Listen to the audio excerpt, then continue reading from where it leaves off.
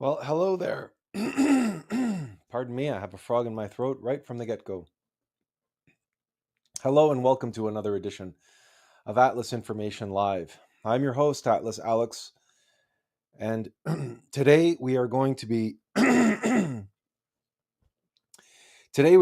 wrestling with human conditions. Like, not, I don't have a sore throat, I just have a frog in my throat for whatever reason. And we are going to be discussing true human states. Because, as the title for today's live stream intimates, we're going to be discussing the Superman. And in terms of mythology, modern mythology, the contemporary pop culture expressions of this particular archetype, we have a character that is one of the most iconic, if not the most iconic, comic book characters ever created. And that is, of course, Superman. He has been around for over 100 years. I should say, almost 100 years. 75 years. He was created by Siegel and Schuster. So Joel Siegel and Simon Schuster. I believe that's what their names were. And they were two Jewish gentlemen, one from Toronto and one from Cleveland. And they collaborated to create this new superhero. And his origin story, they modeled after that of Moses. So, right from the get-go, Superman represented something more than just your run-of-the-mill average superhero. If you can even regard superheroes in such a way that there are mediocre run-of-the-mill superheroes. In many ways, the superheroes from comic books are our modern contemporary gods, in the sense of the Greek pantheon and the Roman pantheon. And perhaps you could extend it to include the Hindu pantheon of gods, because in Hinduism there are thousands of gods. In Roman and Greek mythology there are hundreds. In other mythologies around the world, they range from dozens to, again, hundreds, or I don't know of many that have thousands other than Hinduism, but regardless, each of these deities, each of these beings who undertake great quests, great trials and tests and ordeals that relate in part to the terrestrial world, the temporal world, our world, physical world, but primarily relate to the supernal worlds, the heavens, if you will. And in some cases, in mythologies, they also relate to the underworld. So these would be the internal worlds, the immortal worlds, as opposed to the temporal worlds, the eternal realms, as opposed to the temporal realm. So right from the get-go, the conception of Superman was an orientation towards something more sublime, something intimating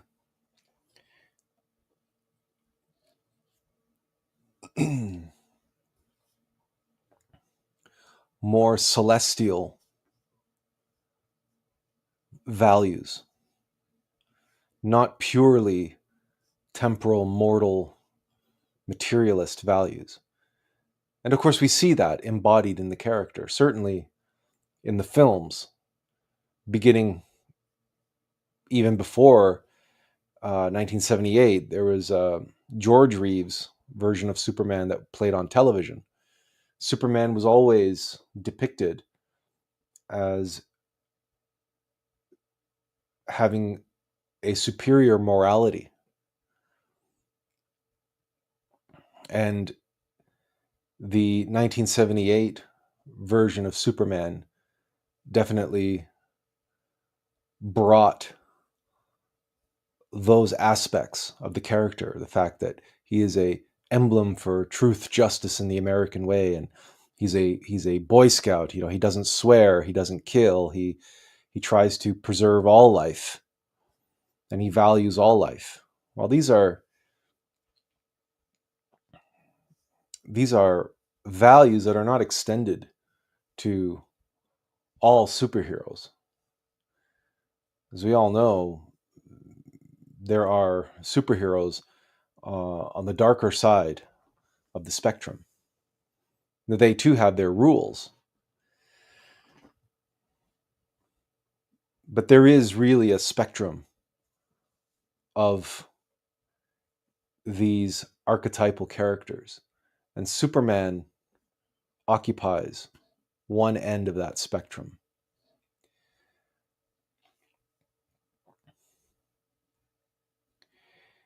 Recently, of course,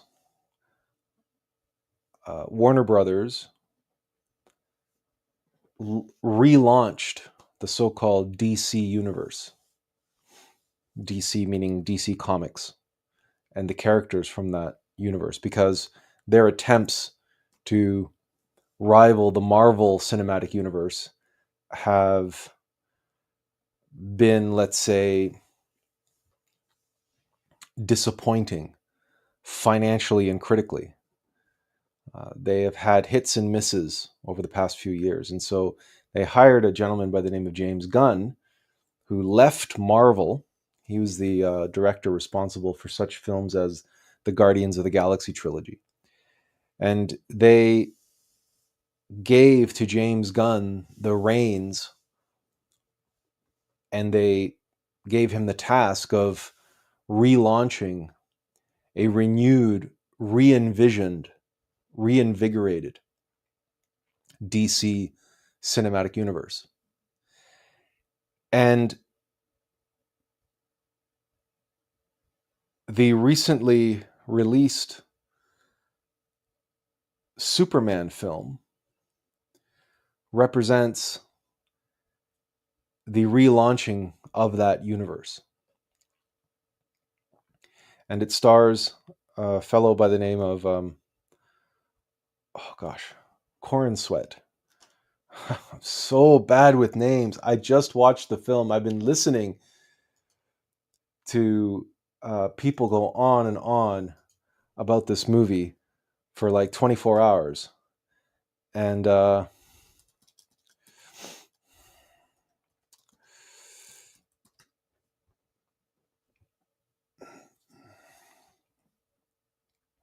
it's David Corn Sweat. I believe that's correct. And he's the Superman in the middle here, behind me. Of course, on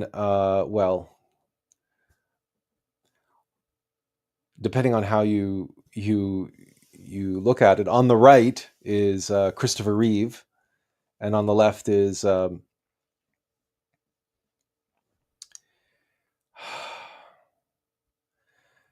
I swear my memory is not working today. Uh,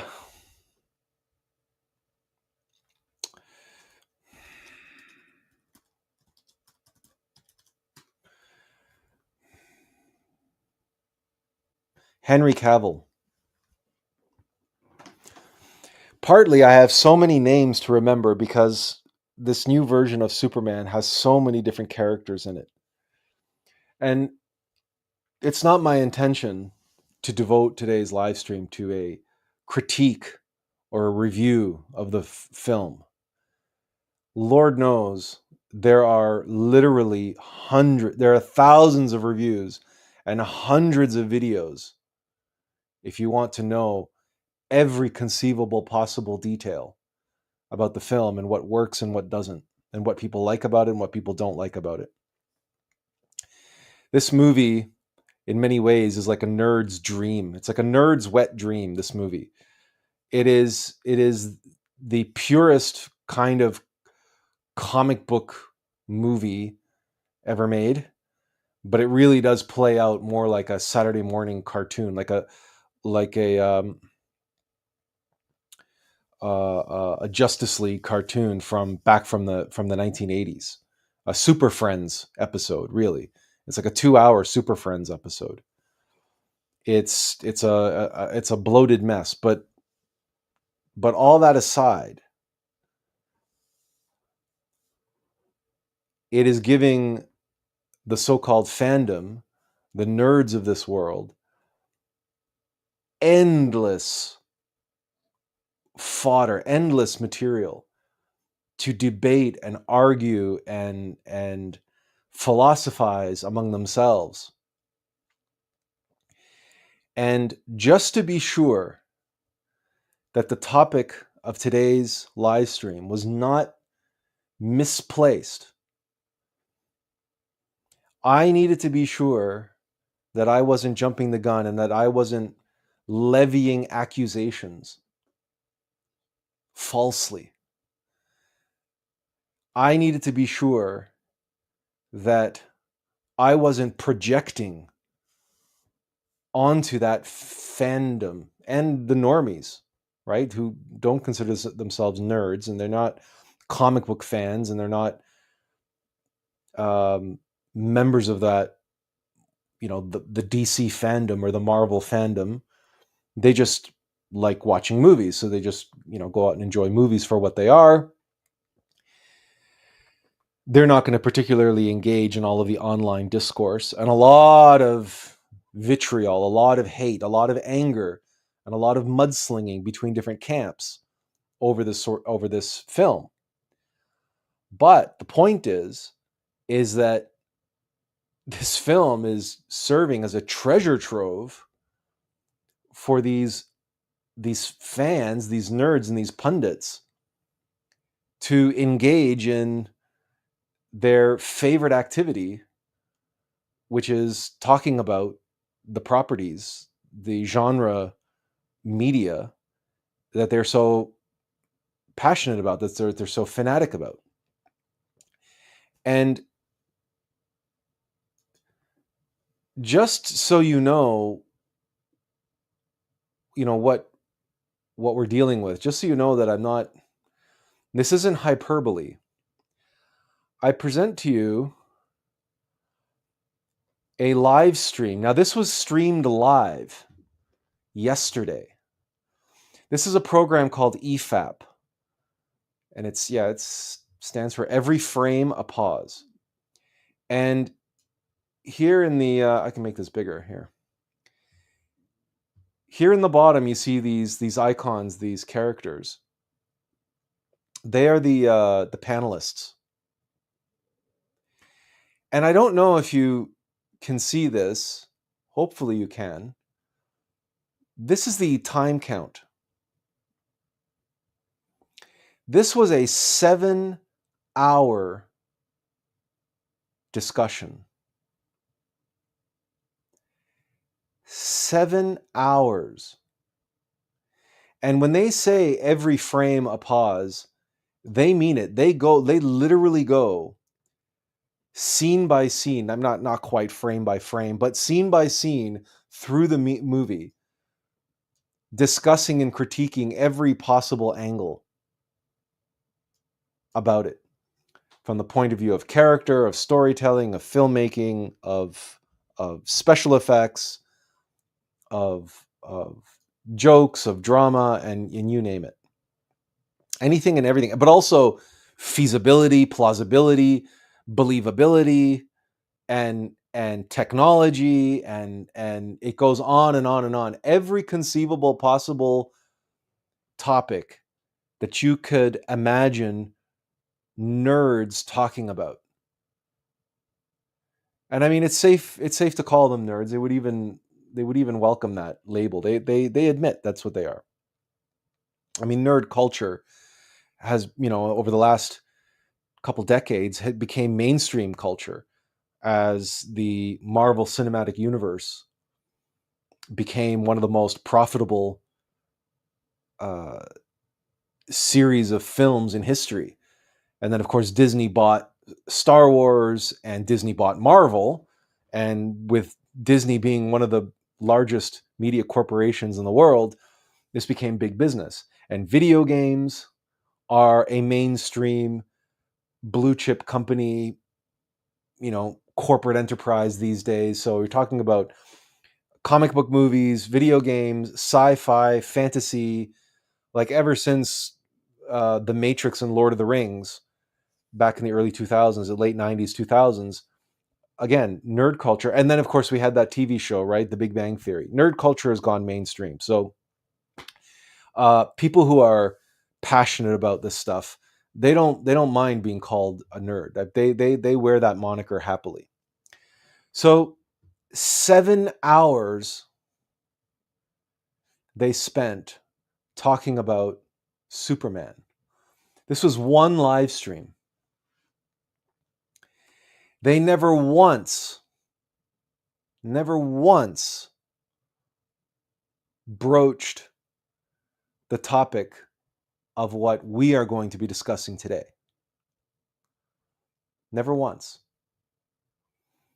In 7 hours of talking about a Superman movie, they never once mentioned, or perhaps maybe in passing, at the beginning of this live stream, they did do a recap of the origins of Superman. And at the very, very beginning, they mentioned that Siegel and Schuster based Superman on Moses, on the biblical character of Moses, or at least his backstory. That was the only time they mentioned that aspect of it. But that's the minuscule, that's like the smallest sliver of the significance of the character, the significance of the archetype and the mythology that they are dealing with. And this is by no means an isolated incident. This is another live stream. This is, of course, the Burnett work. And here they're talking about, reactions to James Gunn's Superman. And this is an online discussion that they were having with their chat and so on. And here you can see that this particular live stream went 5.25 hours. And you can see that they had, whole panels of people coming in online to share their opinions and discuss matters. And so now, to be fair, I did not watch this one. I honestly didn't have time. Even the other one, wasn't really watching. I was just listening in the background. So I didn't listen to this one. That would have been 12 hours if you add the two together. I had better things to do with my time, frankly. But it is safe to say that most of the discourse around this film has been isolated, has been limited to discussions of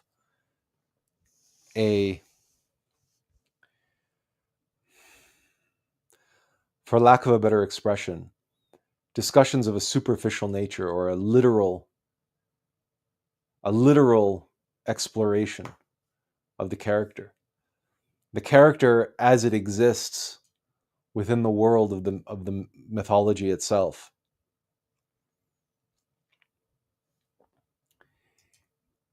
And not as the symbol and the archetype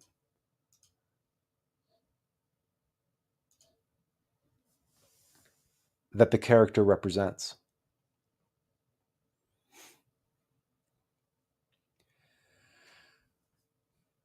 So people are arguing over,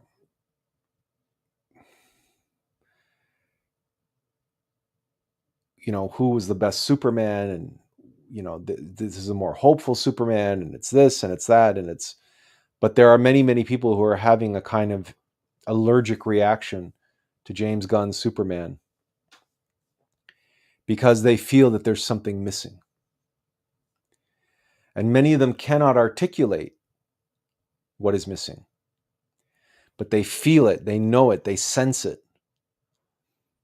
And many who even railed against Zack Snyder's Superman from, what was it, 2019, or how many years ago was it now? 2018? I can't remember when Zack Snyder's Superman. That's the Henry Cavill Superman.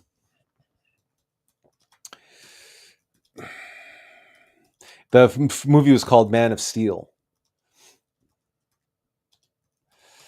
Let's see. It was 2013. So Man of Steel was just over 12 years ago. And many people who disliked Man of Steel and disliked Zack Snyder's DC universe, many of them have an even worse reaction to this new Superman. And they've reevaluated their feelings about Zack Snyder's Superman, saying that was a much better Superman. At least in terms of the story, at least in terms of the gravitas, the respect that they showed the character and his mythology as they understand it. But they can't pinpoint, they can't put their finger on exactly why. They're grasping at straws, and many people go back to Christopher Reeve and the 1978 Richard Donner Superman as the definitive Superman. And many people sort of agree that Christopher Reeve, that his depiction of Superman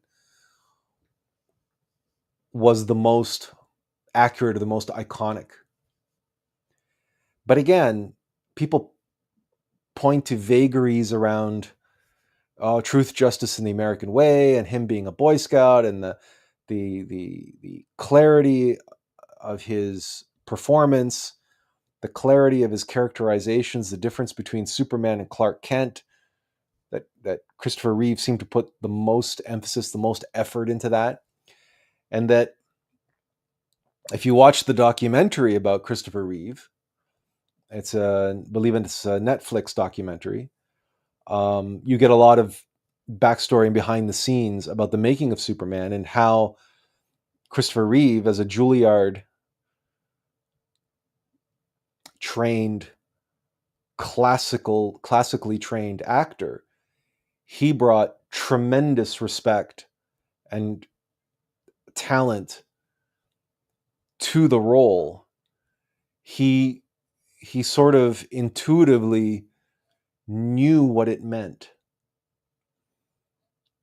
And he wanted to do right by that role. He wanted to elevate the material from mere comic book and 50s serial television program to if not high art, at least into the realm of serious filmmaking.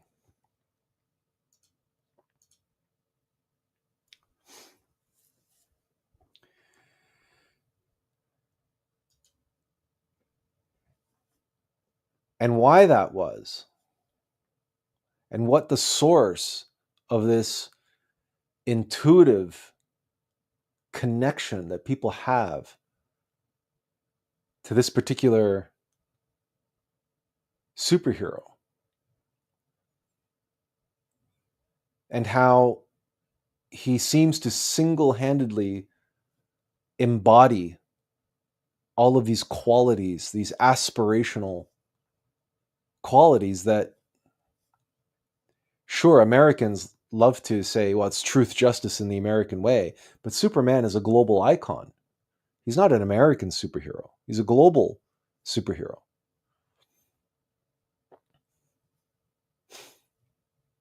And the outrage that many people are experiencing, but they can't articulate it because they don't know precisely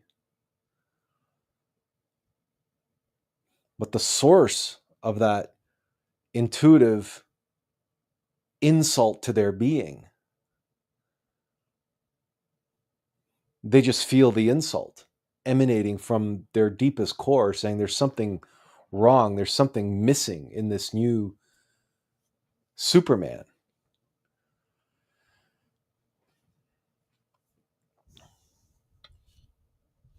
And what's missing is the essence of the character, the essence of the archetype. Superficially, he saves people, he even saves a squirrel. And he wants to save the kaiju, right? A giant monster that's attacking the city. Superman doesn't want to kill him. Superman wants to defeat him. He wants to make Metropolis safe and defend Metropolis from the kaiju, from the giant monster. But he wants to do so in a way that doesn't kill the monster. So on the surface, right, Corin Sweat acts out the values, higher ethical, moral values of this Superman.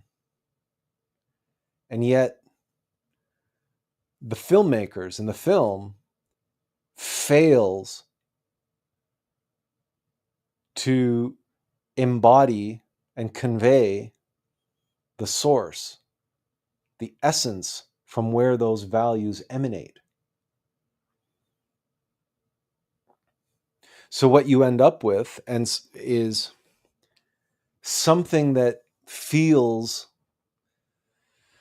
somewhere between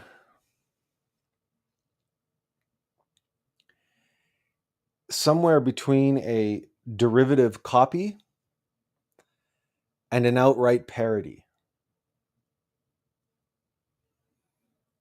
The new film doesn't have a soul. It lacks the essence.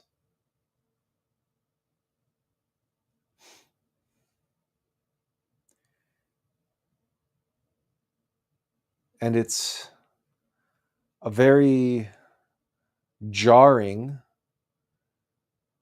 disturbing, and disappointing experience to go and watch a new interpretation, a new adaptation, representation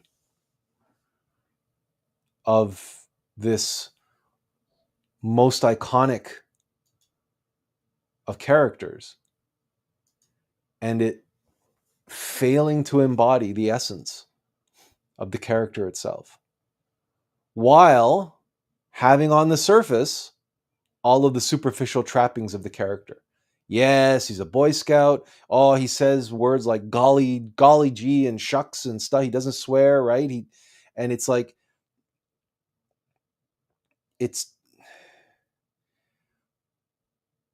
but it's surface level.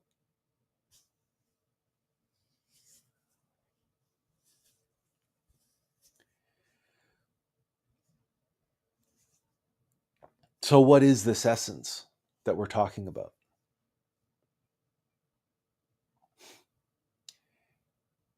It's the same essence that is at the heart of another beloved hero from a completely different universe, and that's Luke Skywalker.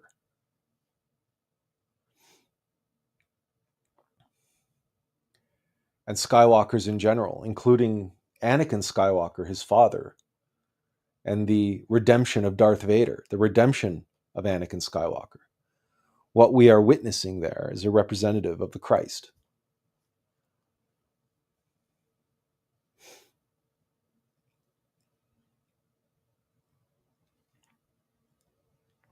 And that's what Superman represents. That S on his chest.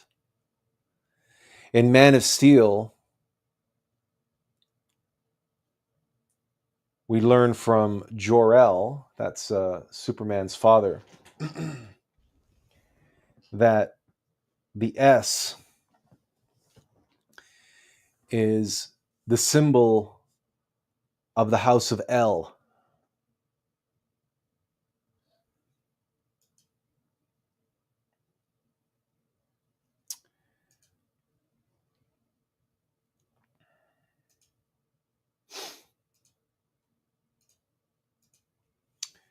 So,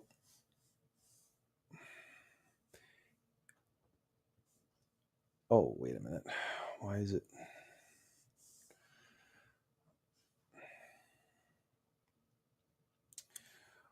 Well, it's going to be misbehaving today. Okay. So,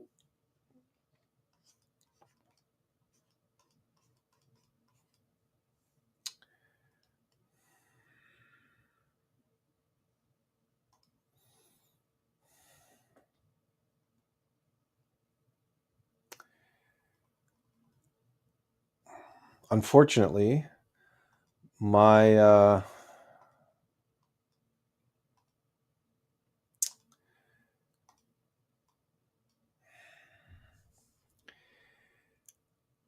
okay.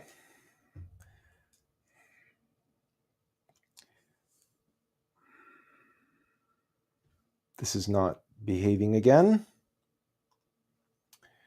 I'm going to try to shut it down and start it back up. But actually, the whole thing is not working because okay, we won't be able to do the drawing. I won't be able to show you any notes. I won't be doing any whiteboarding today. Kal-El, Jor-El is Superman's father, and Superman's name is Kal-El, and El is Hebrew for God. That's where we get the words Elohim, which means gods and goddesses. And in Man of Steel, we learn that this is not an S. This S is the symbol of hope, and it represents hope, and it's the symbol of the house of El. And you'll have to use your imagination. But if you take an S and reverse it, so you put two S's atop one another and turn one around, it creates the Holy Eight, also known as the infinity symbol.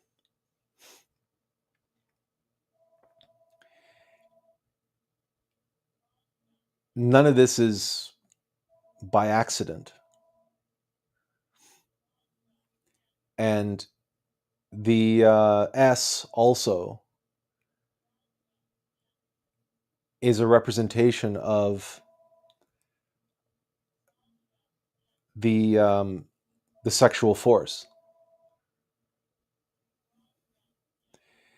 When you think of the caduceus of Mercury or the staff of Hermes, right? There's the staff, and then there's Ida and Pingala, the two serpents coiling up around the staff. Well, the serpent is symbolized by the S, and that serpent is the global universal symbol for the divine feminine, the Kundalini. And one cannot become a master, a Christified master, without working with the sexual force, without raising the kundalini to the spinal column.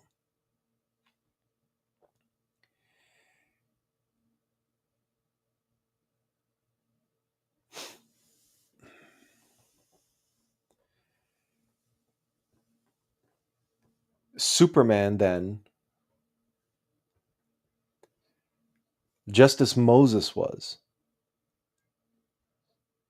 as Moses also worked with the serpent, serpents play a pivotal role in the story of Exodus.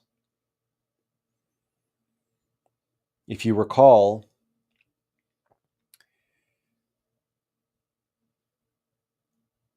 in one scene, Moses takes his staff and he throws his staff down before Pharaoh, and his staff transforms into a serpent. And the Pharaoh scoffs at this and said that this is just a magician's trick. This is just a sorcerer's game. And he has two of his priests throw their staffs down, and their staffs also turn into serpents. Then Moses' serpent proceeds to devour the two serpents of Pharaoh.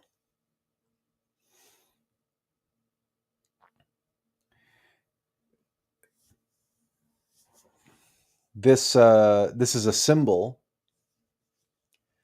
for the united and awakened kundalini taking the disparate and the separated masculine and feminine serpents, devouring them and uniting them as one in the law of three: masculine, feminine, and union of masculine and feminine. Moses' serpent is risen and awake. Pharaoh's is not. Pharaoh's is disparate and separate. Pharaoh's exists as two separate serpents. Moses, the awakened and one who has arisen the kundalini up the spinal column, his singular serpent is more powerful than the two separated, disparate serpents. It is that singular serpent which is represented by the S that Superman wears on his chest and on his cape. It is that same serpent that when the Israelites are wandering in the desert and they are overwrought with serpents in the desert, and the serpents are biting at their heels, Moses raises a single serpent on a pole, on a bronze pole. And his bronze serpent protects the Israelites from the serpents biting at their heels. This is an alchemical symbol, because bronze is an alchemical union of copper and tin. Copper is feminine and tin is masculine. The alchemical union of them is bronze or brass. And it is that brass serpent that Moses raises on a pole in order to protect the Israelites from the lower serpents, the serpents crawling on their bellies, biting at their heels. That represents the duality of sexual energy, that it can flow up and in or down and out. And the Israelites were being tormented by their desires, by the sexual force that wants to flow down and out. And that the remedy, the Superman, in the Exodus story, Superman is Moses. The Superman raises the serpent, the S, and it's brass. or it's bronze, either way. But it's a union of masculine and feminine, and it shines in the sunlight, and it protects the Israelites from the serpents biting at their heels. Now, when you visualize a serpent rising up on a pole like the caduceus of Mercury, again, you see this S. It's a symbol of protection. It's a symbol of defense. It's a symbol of hope, of blessedness. And it is a symbol that is given to humanity by some messenger, by some servant. And that servant is a servant of God, of El. He is a member of the house of El, the house of God.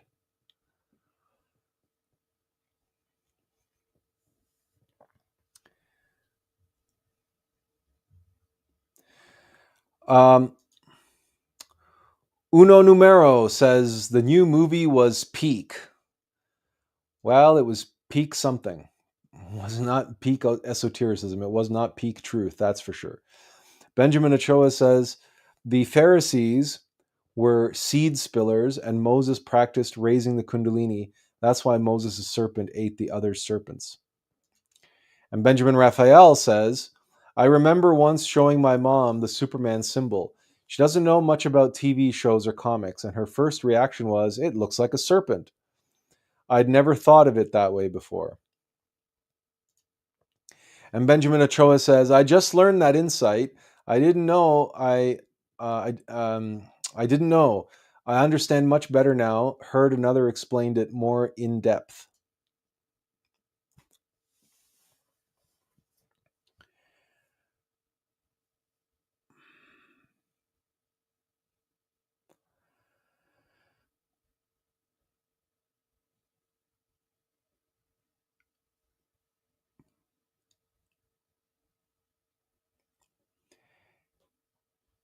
In many ways, the present films, the new films, failure to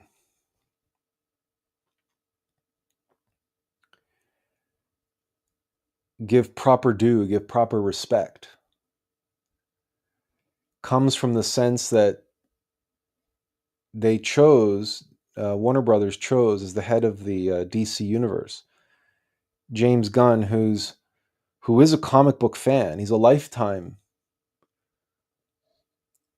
lover of comic books.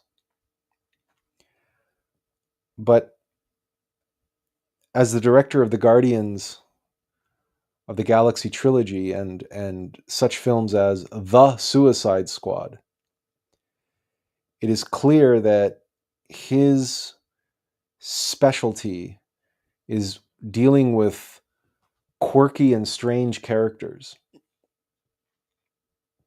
and ensemble casts, getting these strange and quirky characters to come together and work together.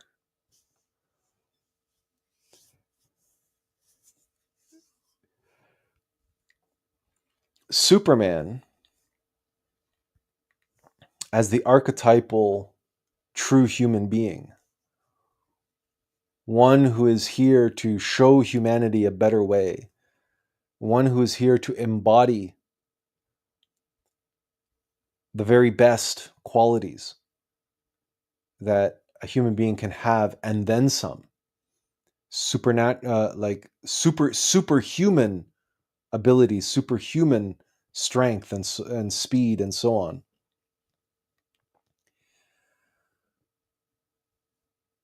That singular character draws his strength from the yellow sun. That also is a powerful symbol and a profound hint as to the nature of Superman as an archetype, as a character. He draws his power from the sun, the Christ. And that as a member of the House of El, he has a kind of he has a mother and father in heaven, so to speak, because they're dead. Krypton was destroyed. So the father and mother of the House of El, the House of God, they're not around. They only exist in his memory or in recordings and teachings that were left for him in his capsule.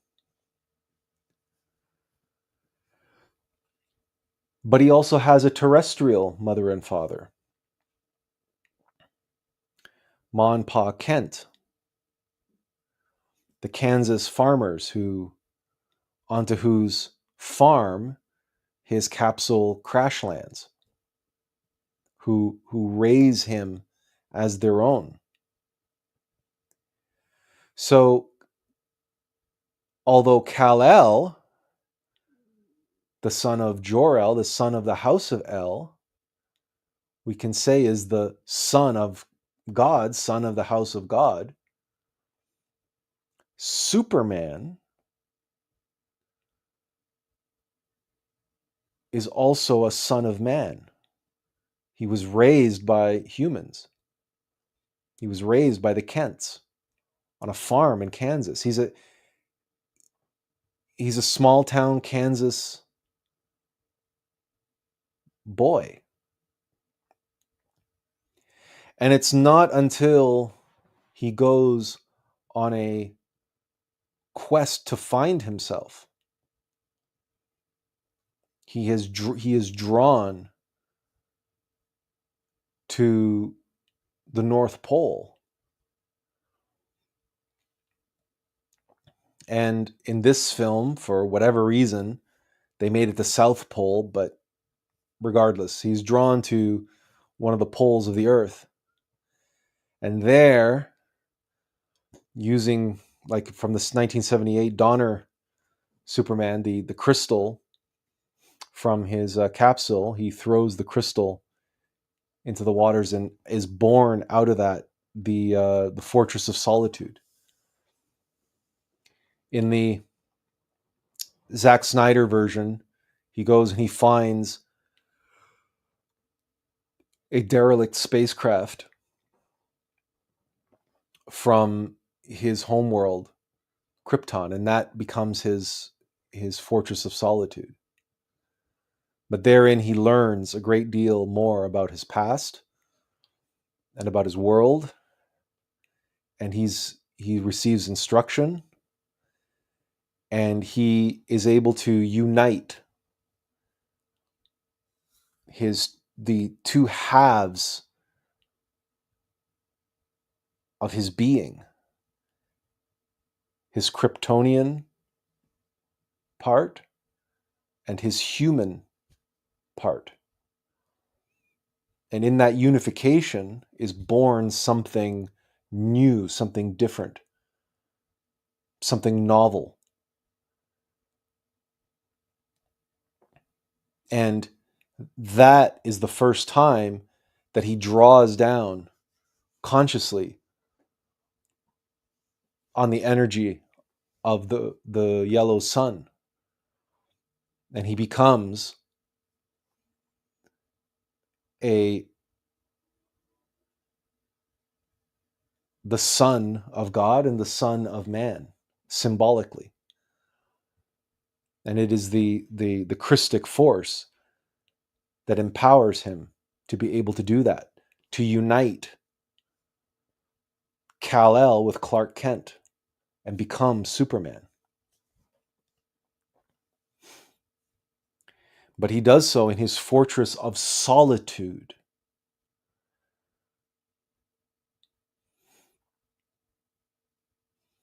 Now, words have power and words have meaning, and I wish my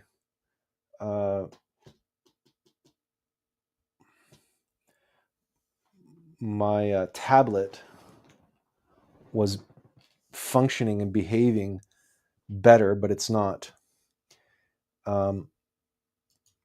Maybe it's because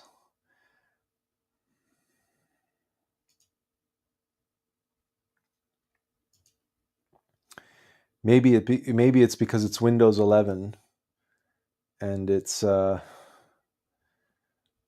oh,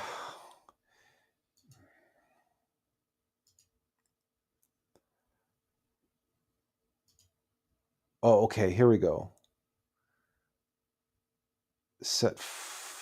No, not all monitor. Monitor 1. Is that monitor 1? No. Let's say monitor 2. Okay. Okay, that should work better now. Okay, so let's try this again with the whiteboarding. Oh, of course, now my whiteboard icon vanished.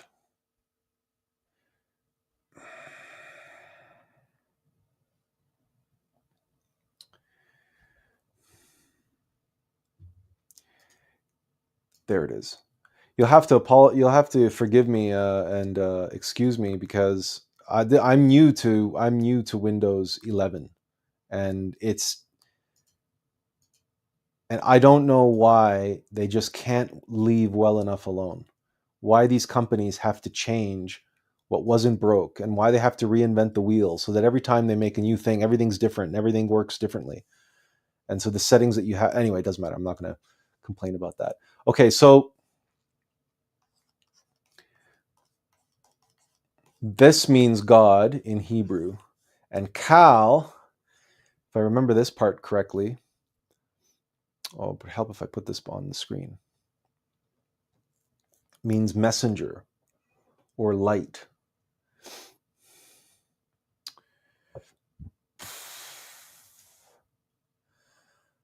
Don't have that.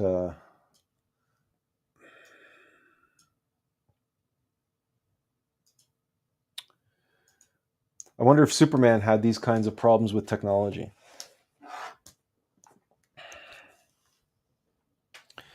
But that's technology, right?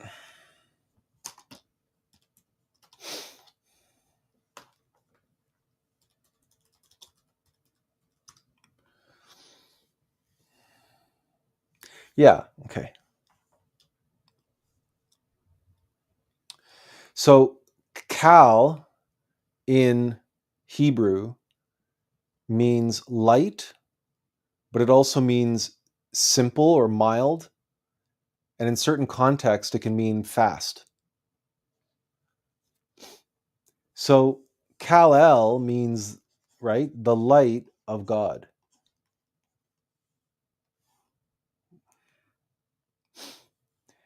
And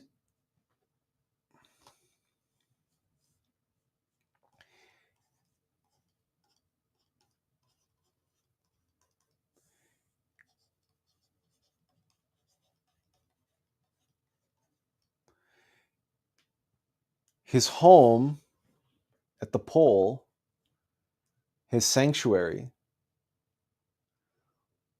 where he goes to recharge, where he goes to heal and so forth, is the fortress of solitude.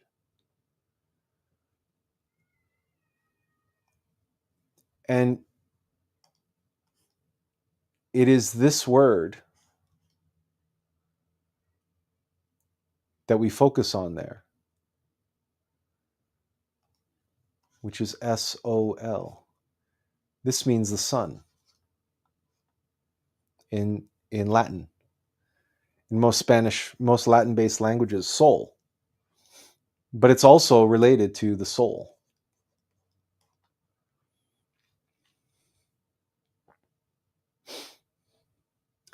And it's just, you call it coincidence if you wish, but it also happens that soul begins with an S, just like the word sun. And Christ is called the Son of God, and he is the Son of Man. He is the light of the world, and the light of the world is the sun, the soul.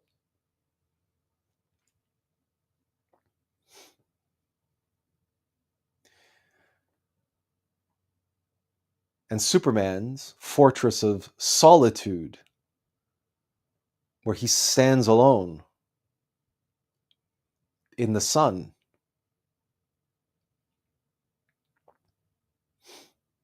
It's a very different kind of archetypal character than what James Gunn is used to dealing with, and certainly what is in his wheelhouse of what he's good at.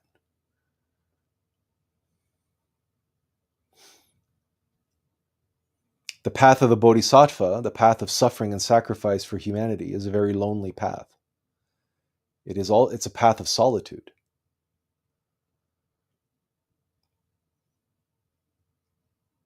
One draws one's strength first and foremost from within, from the innermost intimate Christ. Because the path of the Bodhisattva, the path of self-actualization, the path of Christification, is one of becoming a solar man.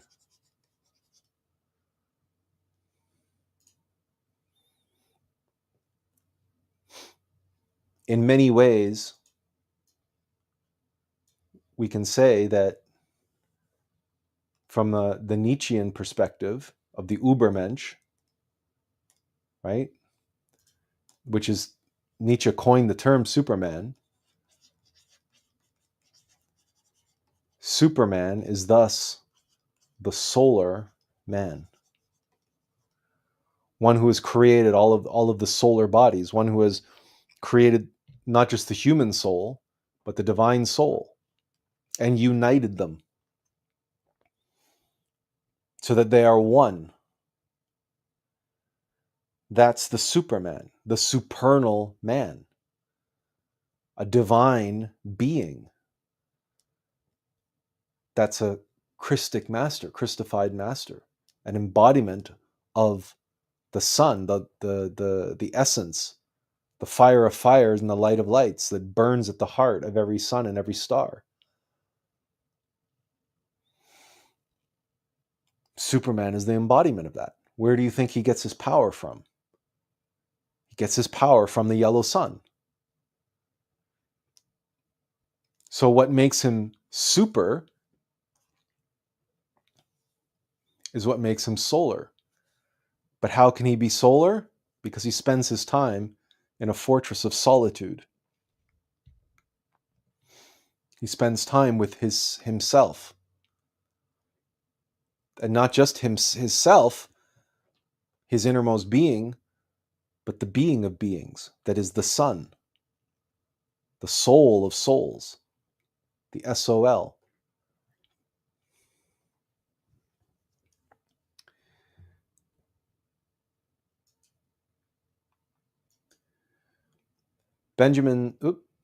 Nico says, hang on, sorry, Nico, let me back up. Nico says, there is a big plot hole in Superman. Why couldn't Superman, with his X-ray vision, see Ultraman hammer a Baravia's face inside of being surprised by seeing his face? He should have known way before. Oh yeah, so he said that twice. Yep, it's one of many, many plot holes. But Nico, as I said,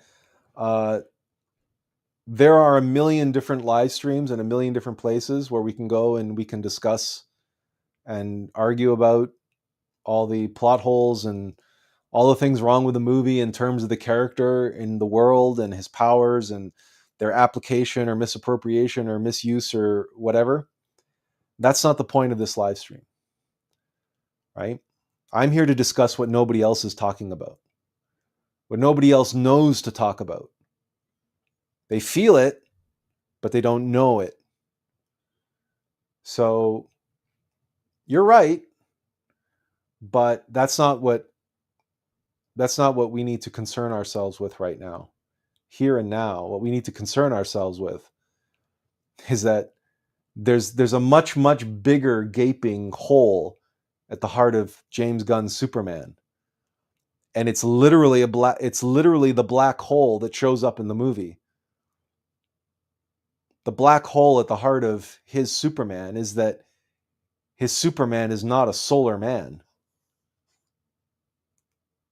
His movie does not embody the aspects of the archetype that formulate its essence.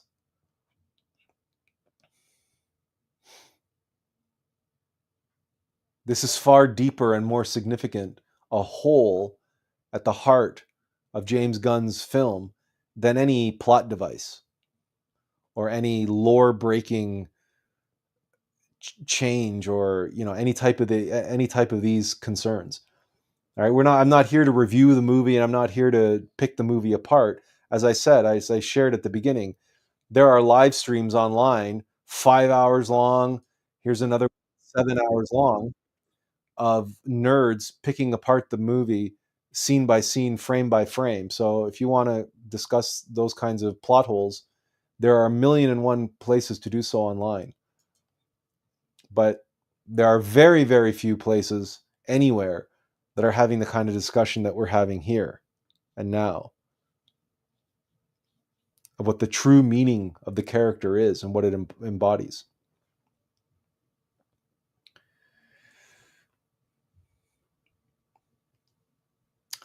Benjamin says, I've always loved the idea that in the Fortress of Solitude at the North Pole, symbolically the head, Superman came to truly understand who he was. It resonates with me because, much like him, it's often through solitude and silence that we come to know ourselves more deeply, whether through meditation or quiet reflection. Well, this is an excellent practical insight, Benjamin. Because yes, the Fortress of Solitude is, Superman stands alone. He is alone in this world. He is from another world. He came from the stars. He came from the house of God. And he was raised by mortals in a simple town in Kansas, Smallville. It's even called Smallville. Small town. It literally means small town. He's a small town boy. Humble, naive. But his heart, his soul, his potential is from the stars. It's from the house of El, from the house of God.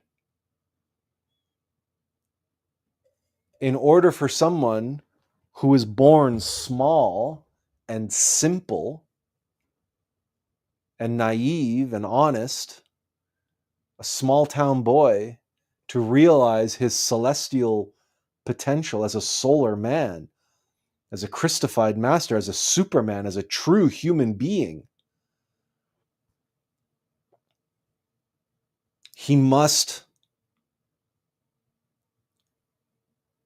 fortify himself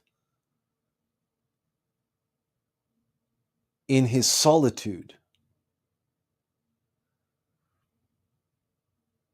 in his quiet time with his self, his essence, which is solar in nature, which is the light.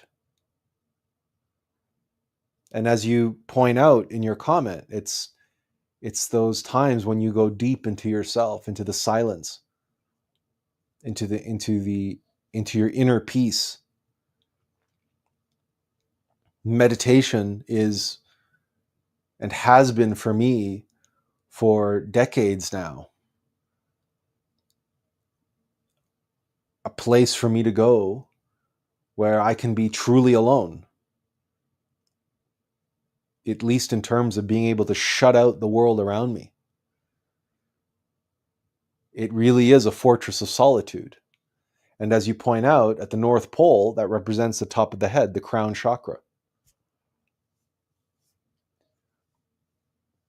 which is one of the grotesque alterations that Gunn made in his version. He put Superman at the South Pole for some reason.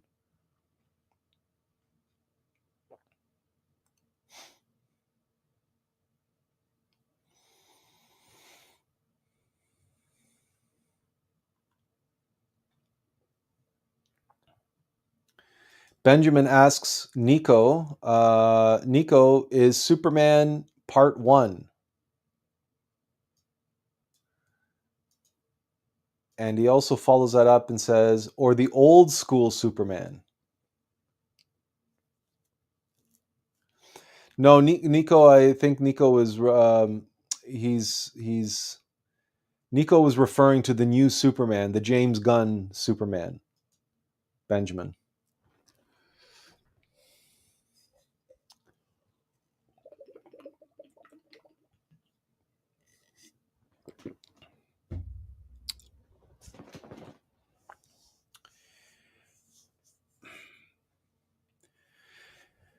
Speaking of Superman Part 1 and Part 2, in the original Donner film, 1978, and then again in 1980 or 81, the Part 2, Superman 2, those movies were filmed at the same time, simultaneously, or back to back, however you want to think about it. And in Superman 2, we had the three characters, one being Zod. Now, they returned in Zack Snyder's Man of Steel. They represented the antagonists. And their names are kind of odd. I can't remember those ones for sure. They were, let me just double check.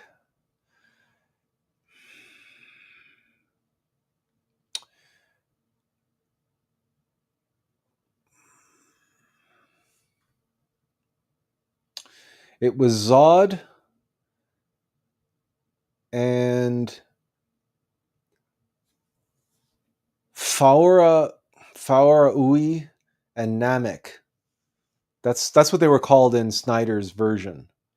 I think they were called Zod, Ursula, and something else in the Donner version. But regardless, they were the three Kryptonians who were imprisoned by the Council for their acts of treason during the destruction of Krypton.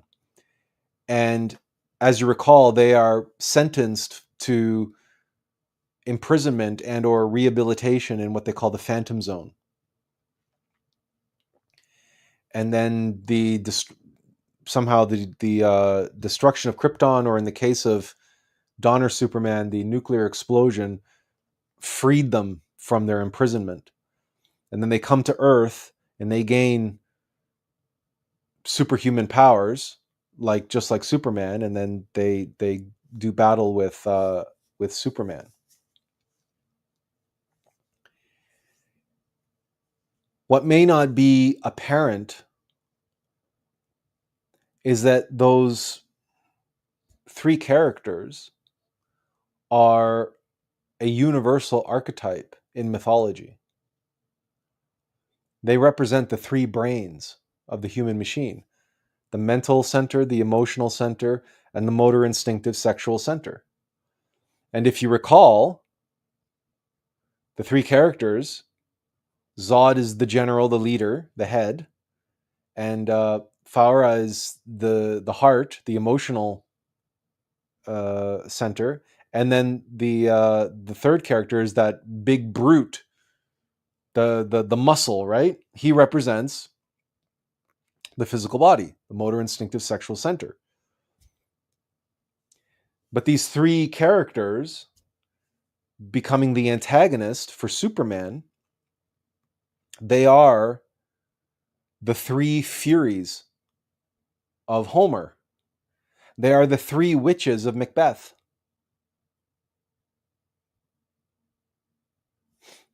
They are the three sirens. They are the three hyenas from The Lion King. They are the three traitors of Jesus Christ: Judas, Caiaphas, and Pilate. They are the three murderers of Hiram Abif. Hiram Abif, who was the architect and the mason who built Solomon's temple. The three murderers of Hiram Abif.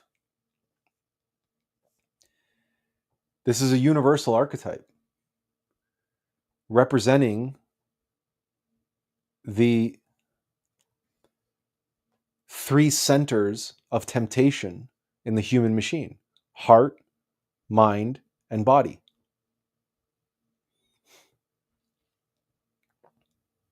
So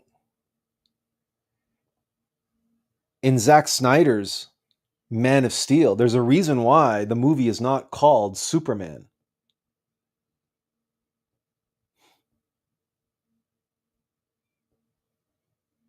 And that is because he doesn't become Superman. He isn't Superman in the first movie. He's not. He doesn't become Superman until the end of the film,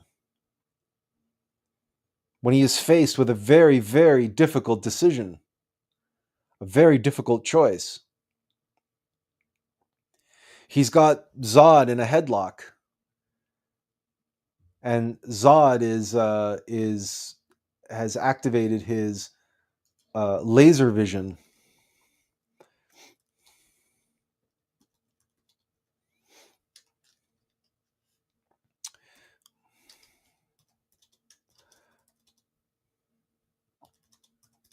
And he's threatening to kill. Wait a second, I'm gonna have to turn the sound off. He is threatening to kill these people. Now, of course, it's quite a it's a bit it's a bit of a very obnoxious fight scene. I understand why a lot of people don't like Man of Steel for the rather obnoxious, over the top, destroying Metropolis, this fist fight with Zod that destroying buildings. It's all very over the top, and I can understand all the criticisms that it gets for that. But what it gets right is this moment where Zod is goading Superman on. He says, "I'm gonna kill them. I'm gonna kill them, Cal. And there's only one way you're gonna stop me, and that is you have to kill me." And so Superman breaks his neck, and then immediately he falls to his knee. He has this absolutely,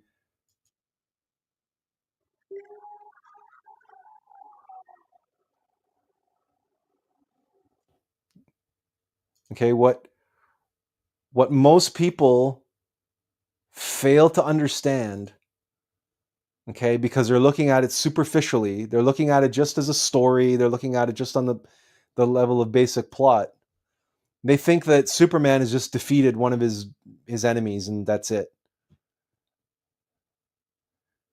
They don't understand that this is the death of the false self. In order to, for the sake of others, for the sake of humanity, Superman has just committed psychological death. He has sacrificed all three of his mortal centers, the final one being the mental center. That's psychological death.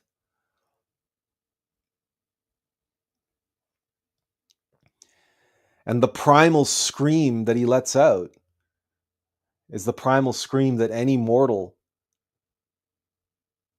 experiences upon death. It's the death of the ego. It is the scream that the ego lets out when it dies. It is not until this moment that he becomes Superman. That's why the movie is not called Superman. The movie is called Man of Steel because in order to become Superman, we must steel ourselves. We must steel ourselves. How do you steel yourself? We are forged in fire. That's how you become steel.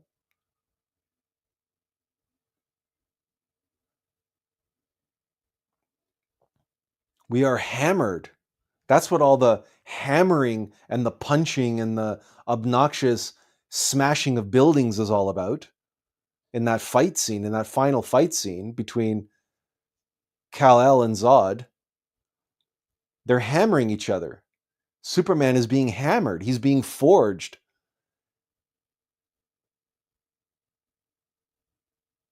And between the fire and the other aspect of forging is water, the quenching of the steel, the tempering of the steel, in other words. But to become a man of steel, we are put through the trial by fire, and we are hammered, and the test, the trial, the true process is one of psychological death.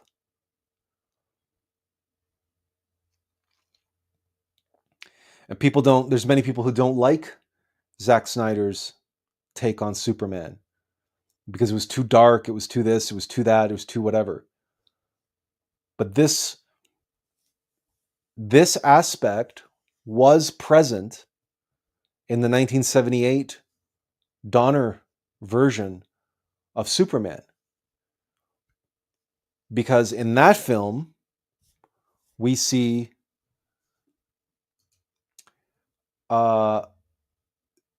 Superman in agony, letting out a primal scream, again in the face of death.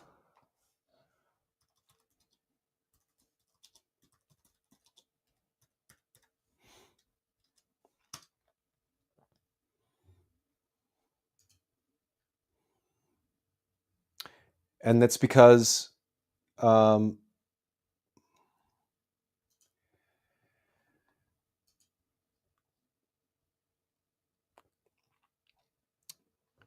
Lex Luthor fires 2 nuclear missiles going in opposite directions. And Superman can't stop both of them. So one of them causes the earthquake, and then Lois Lane gets trapped in her car and she gets crushed.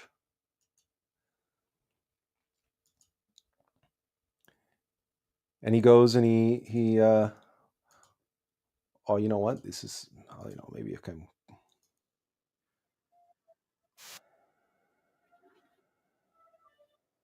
What we're looking at here is not just the death of his girlfriend, right? This is Superman.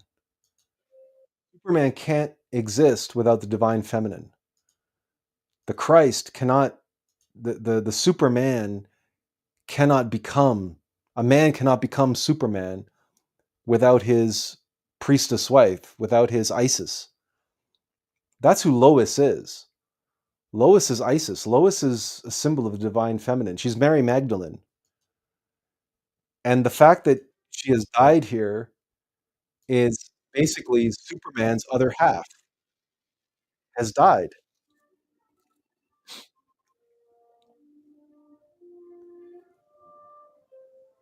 But it's the feminine, right?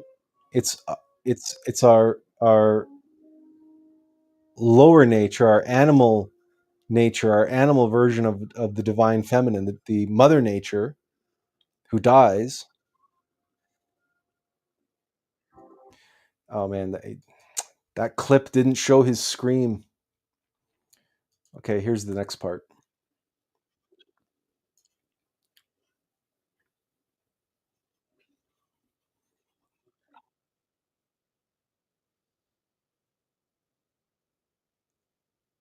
Right? So, people like to complain about Zack Snyder's movie being dark and everything,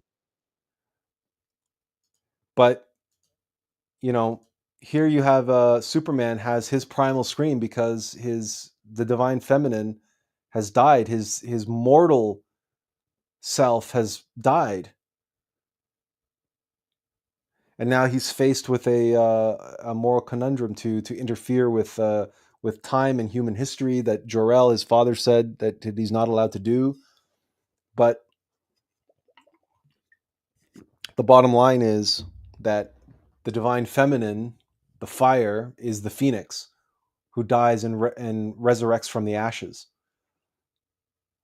And that's what was loosely embodied in the death and revival of Lois Lane in the 1978 film.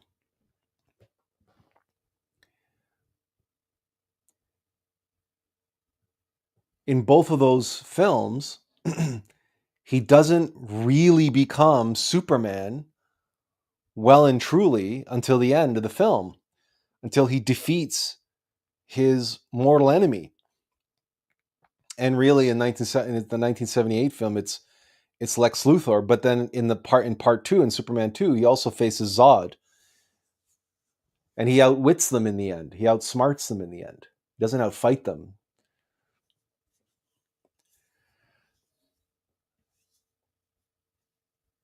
Which is another aspect of the shortfall, the shortcoming of James Gunn's Superman, because there's nothing like this.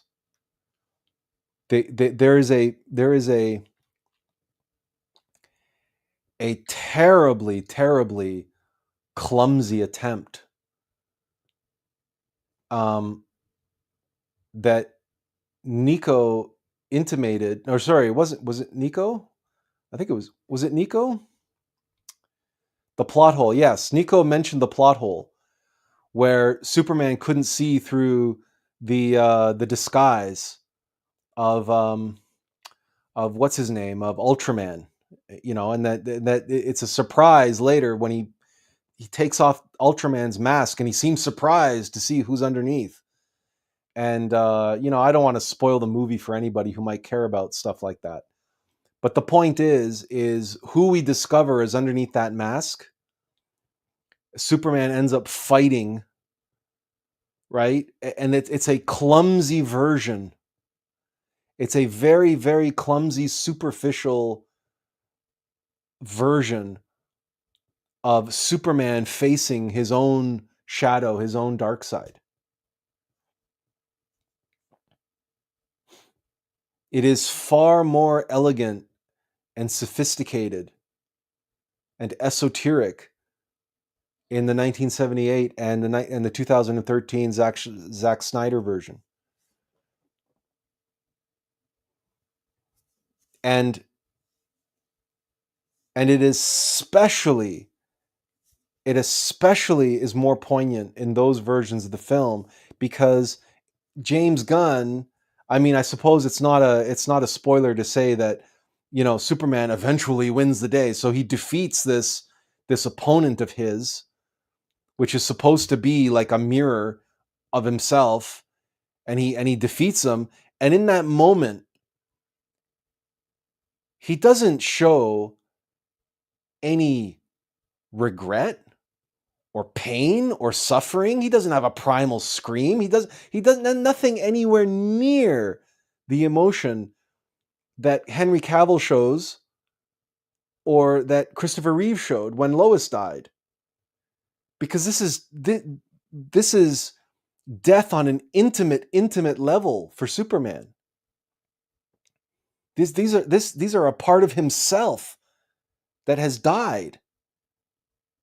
And we're robbed of that experience, of that primal scream in Gunn's version. In Gunn's version, he cracks a joke because Mr. Terrific comes along and says, "Hey, what are you doing rolling around like that, wasting time? Come on, we got work to do." And Superman says, "Oh, I'm doing important work down here. Leave me alone, leave me alone. Give me a break. I'm doing important work down here." Like this is James Gunn's terrible, terrible inability to allow moments to have their moment and to breathe and to let the audience feel the gravitas of the moment. But that's because I think ultimately James Gunn doesn't understand, doesn't comprehend the true significance of the moment, even the moment that he's written.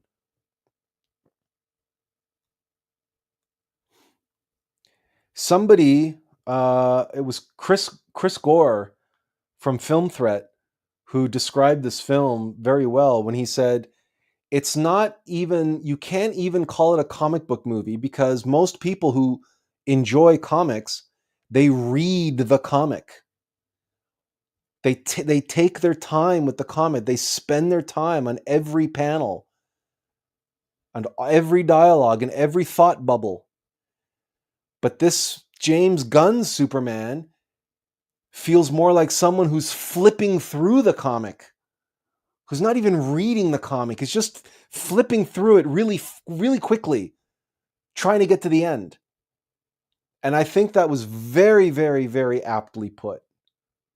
Because to say that this movie was the truest to the comic books is doing a terrible, terrible disservice to comic books and the medium of comics, which there is a reason why comics have such a profound impact on individuals who cherish them. And they preserve them, and they want to keep them in pristine condition, as if they were some kind of, 11th century illuminated Bibles or something, right? That they're absolutely precious, and they don't want them to deteriorate. So they shrink wrap them, and they vacuum seal them, and they get them graded, and they put them in boxes and boxes and boxes away in storage to keep them safe, to keep them pristine. They're all numbered, and they have all the numbers in the series. It's like, it's an aspect of collecting. I understand that. But what lies behind the preservation of comic books hides a profound esoteric significance. It is the same significance that made those medieval monks who were copying out the Bible by hand, making hand written copies of the Bible in Latin. They would go through all of this extra effort illuminating the text with all multicolored calligraphy and embellishments and little illustrations in the margins, and you know what I'm talking about, and gold, using gold leaf and gold foil on the edges. And they call them illuminated text, because the stories were sacred. The universal truths were embodying archetypes, the very foundations of reality, the very building blocks of truth itself, captured not literally in the text, but conveyed through the medium of the text.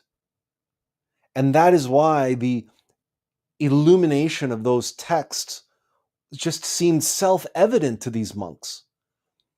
That to copy the text out with black ink alone simply did not suffice. It was not enough for them.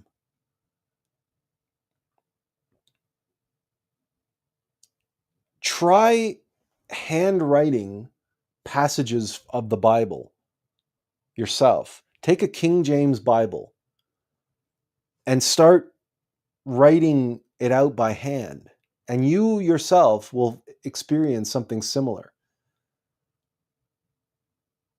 If you have a presence of mind to maintain an intimate relationship with the words that you are transcribing from the book to a new page. But just imagine now that this is part of your daily work part of your prayers and your meditation and your rites and your rituals and chores and service to God. You're devoted your life to God, and part of your devotion includes the copying of the Bible. If you approach it with that level of devotion and you make that a spiritual practice, write one page of the Bible each and every day, copy it out by hand. You'll end up with a handwritten Bible of your own. But if you make that part of your practice, you make part of that your devotional life and practice, you too will develop a very intimate relationship with that text that you're writing. And you too, it'll become self-evident. You too will realize it's not enough for me just to handwrite this. I got to do something special, and you'll buy fancy colored pens, and you'll do all kinds of things to illuminate that text. You will have no choice. It will just, you will realize that you can't simply do the physical mechanical act, and you can't do the bare minimum when it comes to that text.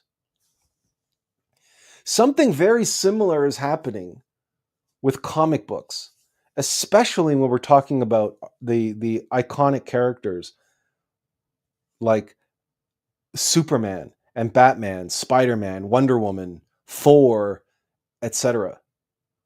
Even the Hulk. You will, the people who collect these things, they develop this intimate relationship with it. Now, you might argue that it's superficial and materialistic, and for many people it might even be that, because all devotion, if you take it too far, becomes idolatry. And there's an argument to be made there. However, behind all idolatry is the truth, is the devotion, is the love of the actual truth that the symbol represents. So people might become identified and attached to the outward forms, in other words, the idols themselves, but their connection is still to what the idols represent. And when it comes to superheroes, when it comes to comics, it's what they represent that people have the connection with. It's the same reason why when people bawling their eyes out when Luke Skywalker showed up at the end of season 2 of The Mandalorian. And you can go on YouTube and watch reaction videos of Mandalorian season 2 and Luke Skywalker reaction.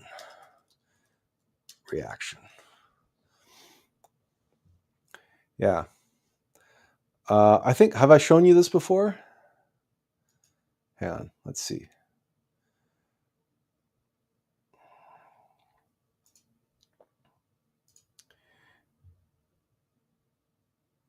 So this was the this.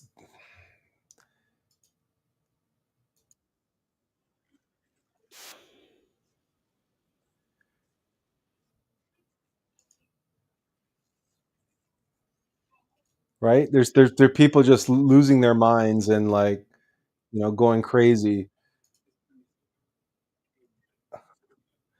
Um,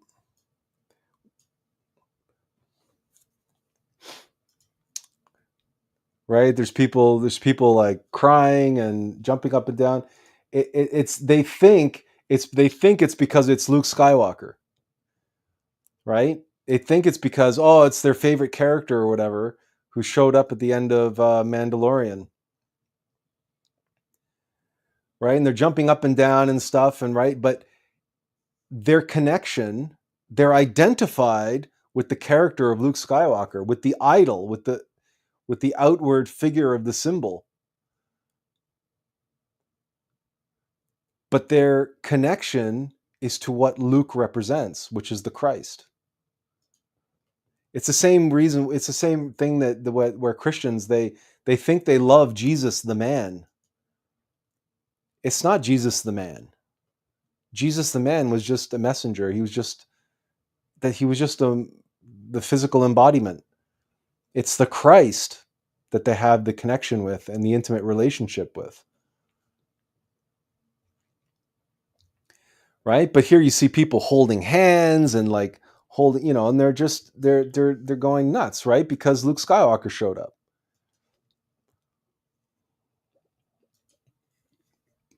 Anyway, I won't spend any more time on that. You guys, you can do your own research on that. I've talked about that before.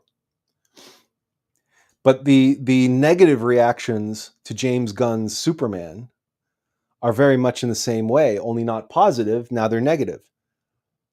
Their idol, Superman, right, is not embodying the Christ in James Gunn's Superman. And so people can't help but feel that James Gunn has done Superman dirty. But they can't process it intellectually in their mind because they don't know. They just have the feeling, and then they're trying to rationalize and pin the reason on all because of this or because of that, and they're grasping at straws, trying to explain why they don't like it. But they can't pinpoint. It's the same reason. It's the same thing about these people losing their mind over Luke Skywalker. None of them can articulate it. It was because the Christ, they put the Christ back into Star Wars, right? Nobody would ever say it that way. No, they would just say, "Oh, they brought Luke back," right? Anyway, let's get to some of your comments here. Benjamin says, Benjamin says those plot holes are huge mistakes, and he also says it's the Batman and Joker psychological death too, I think. Yes, Batman and the Joker. You see, DC in general,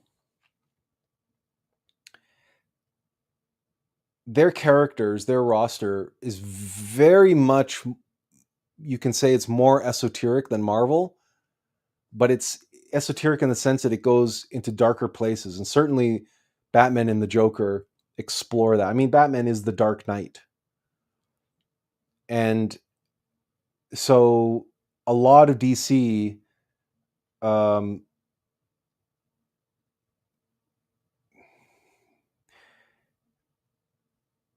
they really do explore far more of the darker aspects, but that's perfectly appropriate and necessary. Because even in mythology, you have the underworld, and you have many characters that travel from the supernal worlds to the underworld. And they perform great feats there. They have to battle demons, or they have to, do whatever they need to do. And there are characters in the supernal worlds who have their nemeses in the underworlds, right? Zeus and Hades, for example. So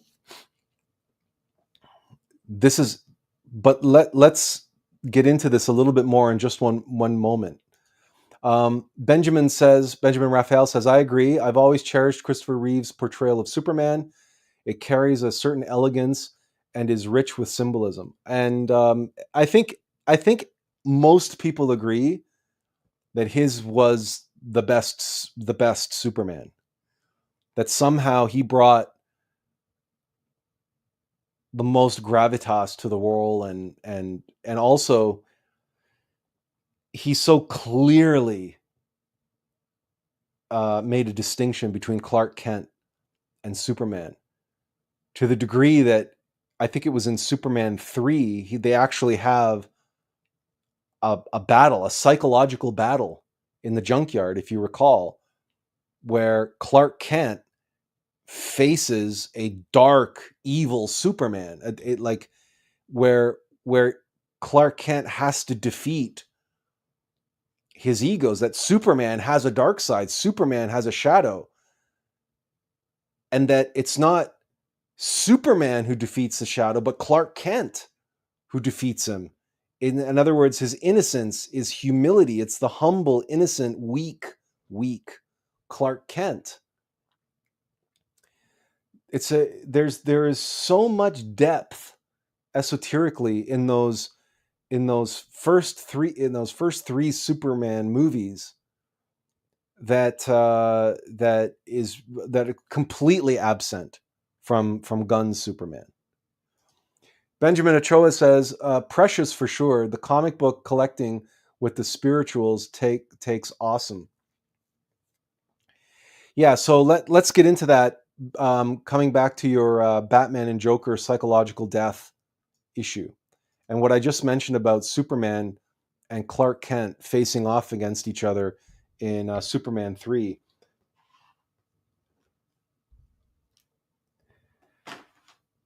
In comic books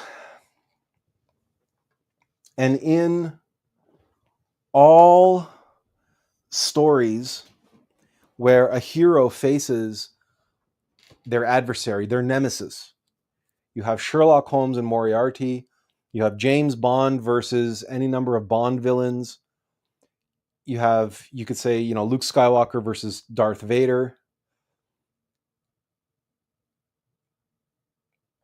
and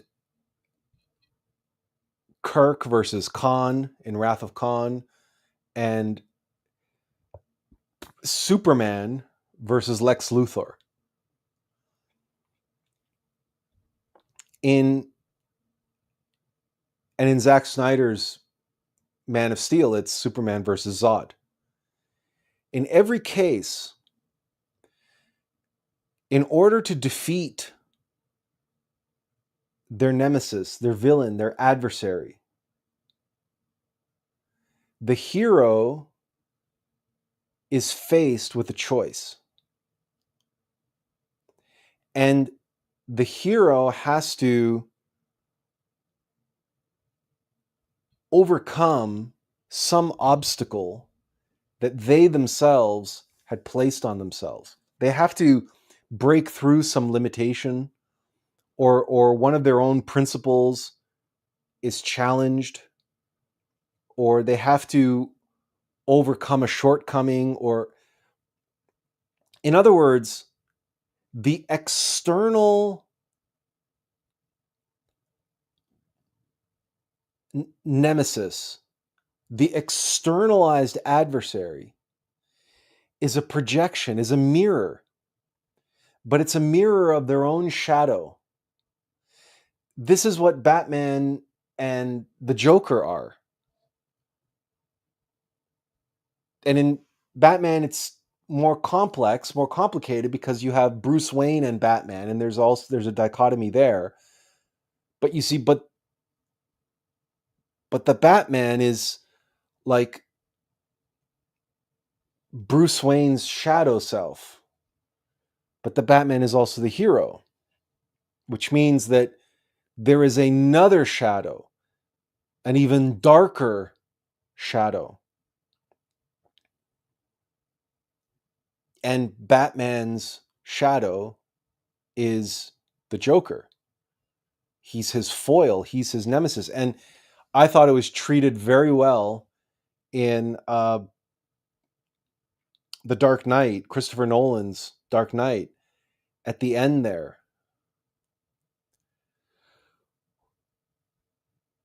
When Heath Ledger, rest his soul,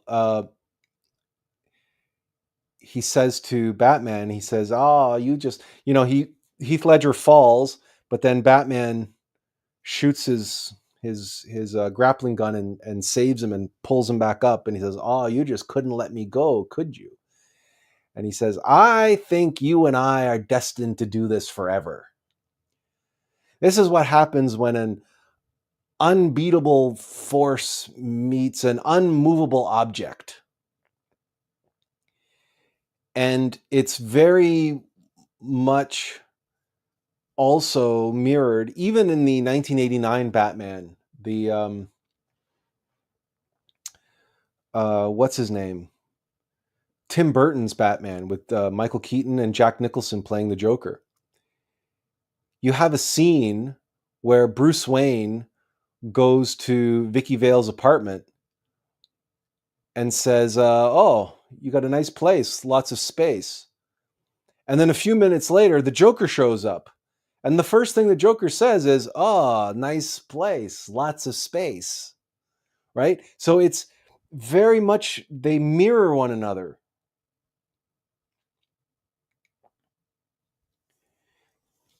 And the Joker makes the most of this in the interrogation scene in the police station as well. When he says to Batman, he says, um, you're not. Don't talk like one of them. You're not. Even if you'd like to be, to them you're just a freak like me. And he's constantly trying to equate himself to Batman, and he says it's like, well, why do you want to kill me? So I don't want to kill you. What would I do? What would I do without you? No, no, no. You complete me. The implication is that the Joker wouldn't even exist had Bruce Wayne not put on the cowl and the cape. Had Bruce Wayne not become Batman, there would be no Joker. There would be no need for the Joker. Every hero needs an adversary. This is just a fact. You cannot play chess by yourself. And you cannot play chess with only white pieces. You can't do it. Try playing checkers without an opponent. It can't be done.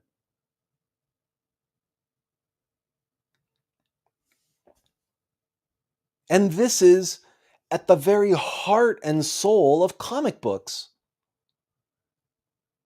That these superheroes have supervillains. And that each superhero has at least one, but usually one, like uber villain, like the villain of villains. His foil, his nemesis, his Moriarty, the Moriarty to his Sherlock Holmes. For Batman, it's the Joker. And for Superman, it is Lex Luthor.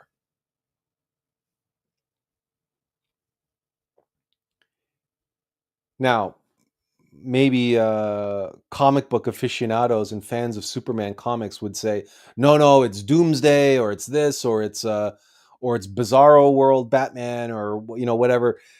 For me, and I think for most normies anyway, it's Lex Luthor. And the reason why that is because Lex Luthor represents the inverted Superman. The individual who awakens negatively.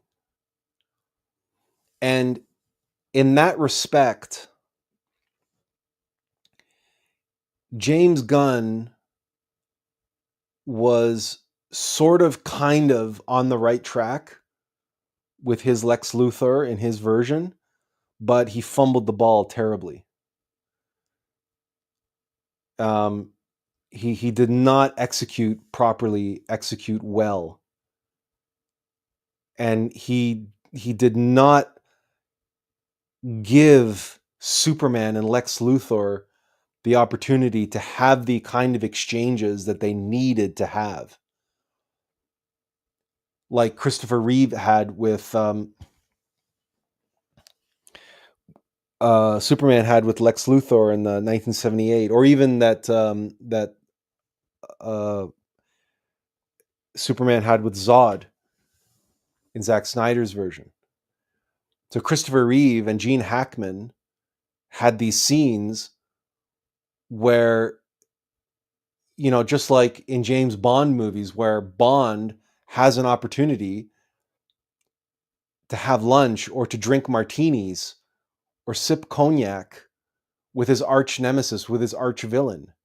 You need to have that moment where the gentleman spy and the gentleman supervillain,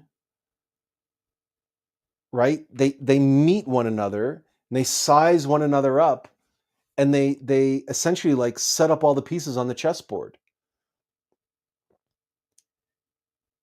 you need to have that moment where they stare each other in the eye and they say, okay, game on.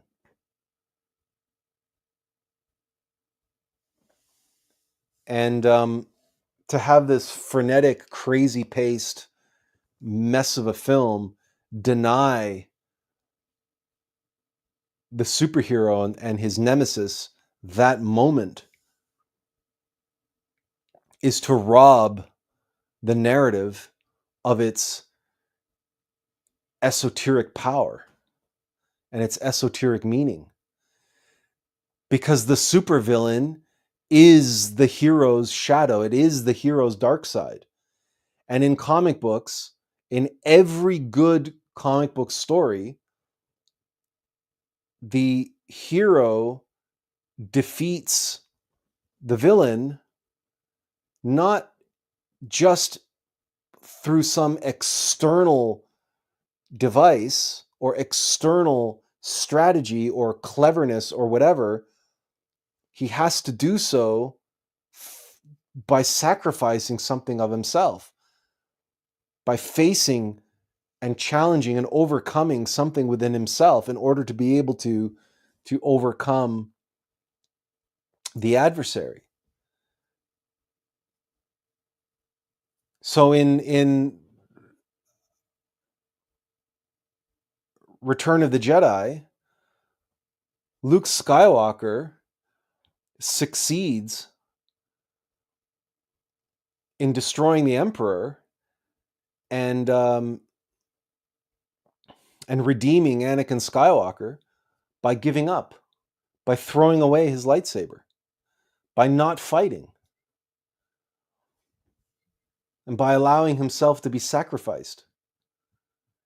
And in that moment of self-sacrifice,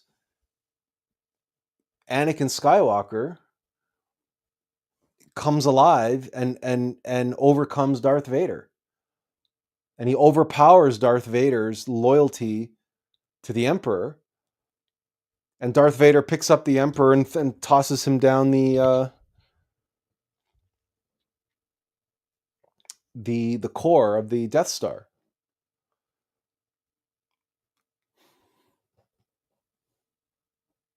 But how is Luke Skywalker able to do that? By facing the fact that the more enraged he became, the more angry, the more passionate he fought, the more he was becoming like his father.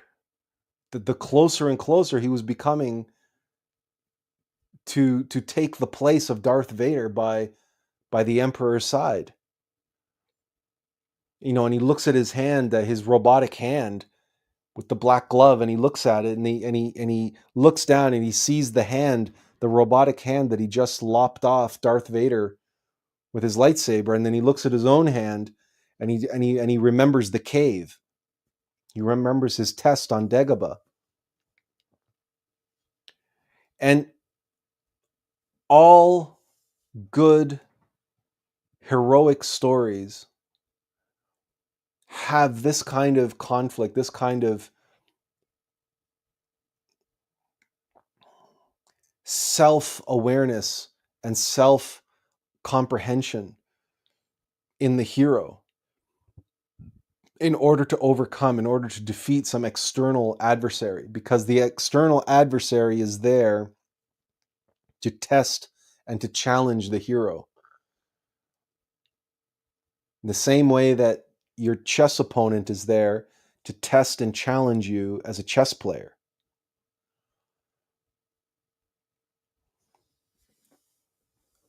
And there is no such internal psychological test for Superman in James Gunn's version. It's all just external. It's all just outside of himself. And there's no real arc. He doesn't change. He's the same Superman at the beginning of the movie as he is at the end of the movie. And that cannot be said for any of the other Superman movies I've ever seen. Superman grows, Superman changes. He becomes more mature, more wise, and in some cases more powerful for it. He becomes stronger by facing this or that weakness in the process of having to defeat some externalized adversary.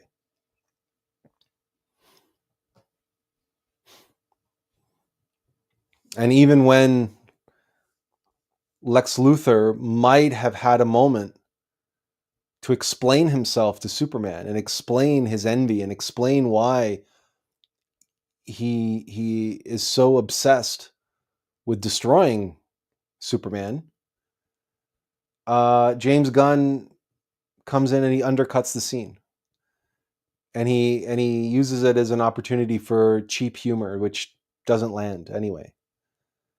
So he's James Gunn was not the right storyteller, was not the right director for Superman. In no way, shape, or form. Yes, the color palettes are bright and hopeful and this and that. Yeah, okay, fine. But those are all superficial choices. Those are all, you know,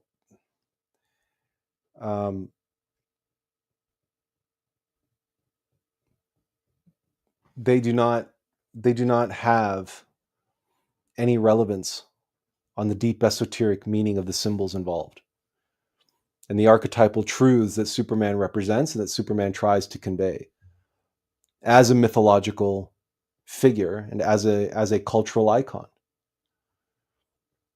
And it's a real shame because now we have a new generation which is going to be robbed of this modern mythological character and the symbol that he represents.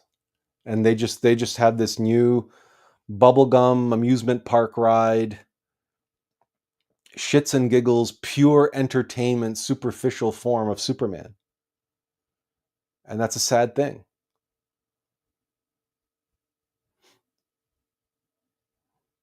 And it's no wonder that people don't care to collect the modern comics anymore. People still collect Golden Age comics, but the modern era comics, because the modern era comics are stuffed with DEI and politics, identity politics, and all that woke nonsense.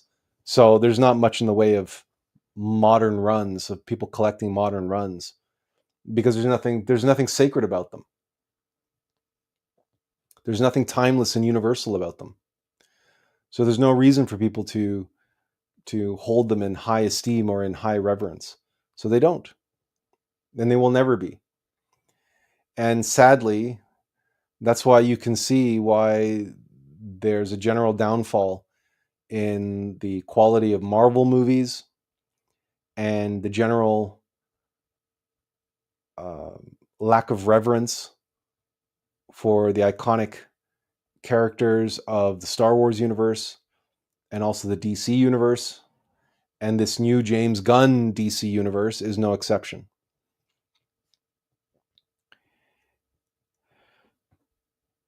So the last thing that I wish to touch on then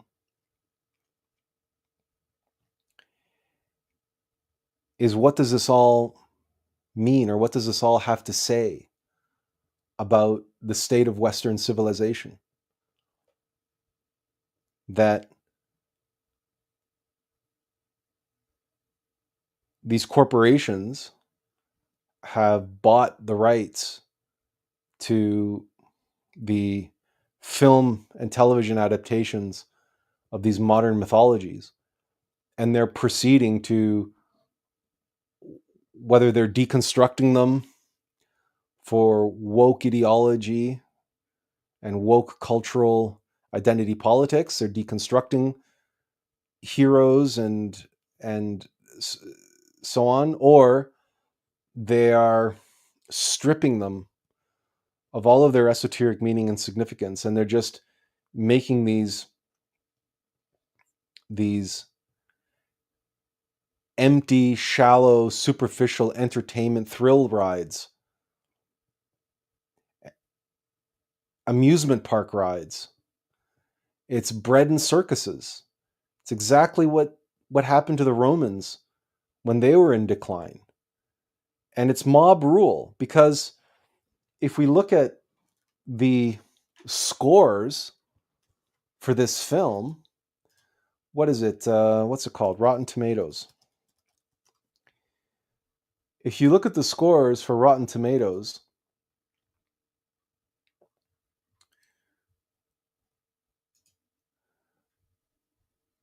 here, let me pop this on the screen really quick. Can you see that? I'll make it bigger. So for James Gunn's Superman, the audience score is 93%. The critic score is 82%. That means 82% fresh, or 82% of the critics aren't positive. 93% of the audience leave a positive score.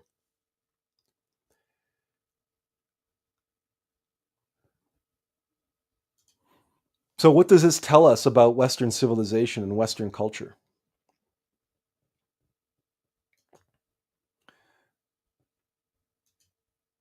And about the decline of Western culture. And in many ways, Western culture has spread around the world, certainly in terms of movies.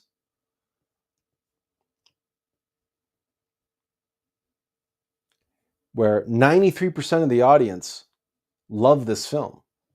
Or even if they don't love the film, they see it in a positive light. It was entertaining. And a lot of the reviews, that if you actually read the reviews, a lot of the reviews are like middling. It's like, it was okay, it was good, it was fun, it was this, it was that. It's nothing special, but it was fun, right? It was entertaining. And so it ends up with a positive review.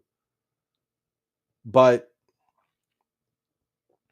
this movie is going to be forgotten in a matter of weeks. This is not going to be the cultural icon that Richard Donner's 1978 Superman was.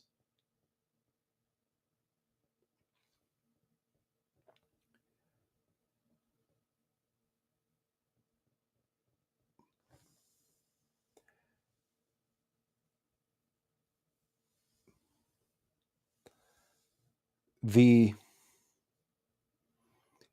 impetus, the drive, the fire, the passion to imbue works of art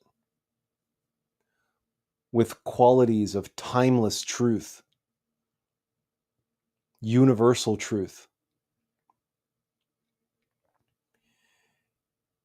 to make a work of art truly timeless, one that can span generations and speak to the hearts of humanity across space and time.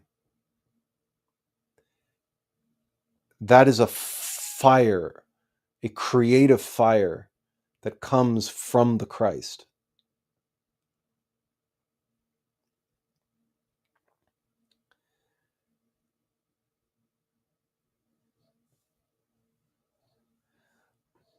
But once a humanity is in its Kali Yuga, or once a civilization is long past its prime and it's in decline, the creative fire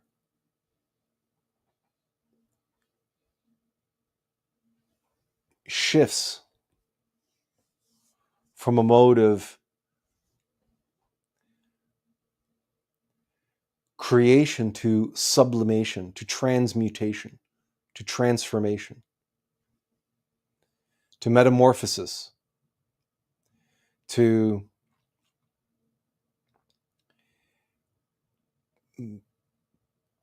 preservation is not the right word, nor survival. It's more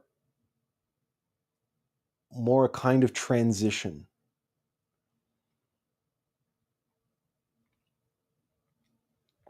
A death and rebirth, as opposed to survival, because pure survival is a natural mechanical instinct, the survival instinct. And the Christic force is not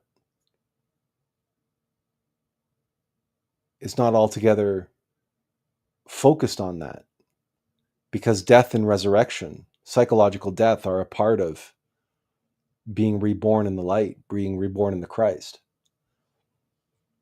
So the creative force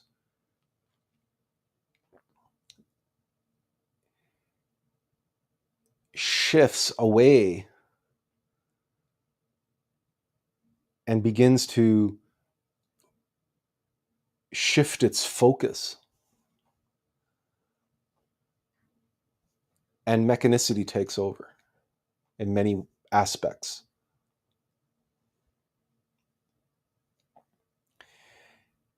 And one of the reasons why you hear so many New Age people talking about mass global awakening and 5D ascension and all this, and this, that the Christic forces are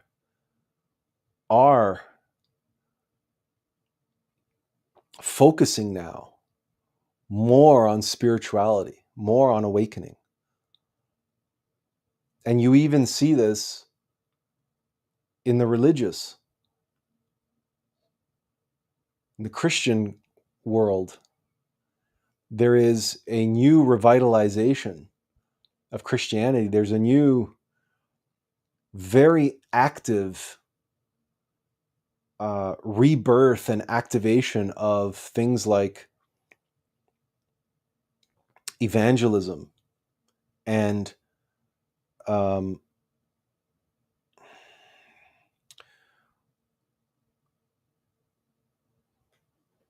missionary work,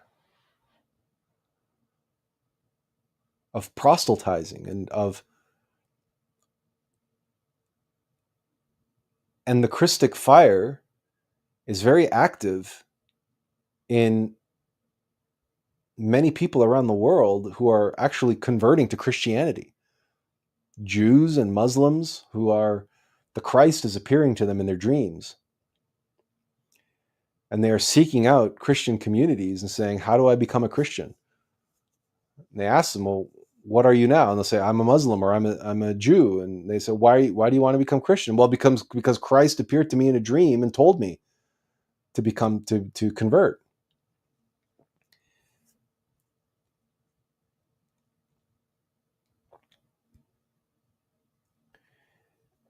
As for the mob, as for the masses, and the so-called entertainment, it is becoming more and more each day what Plato referred to as a vulgarity, putting real life on the stage. And while it's hard to imagine something like James Gunn's Superman as qualifying as real life, it is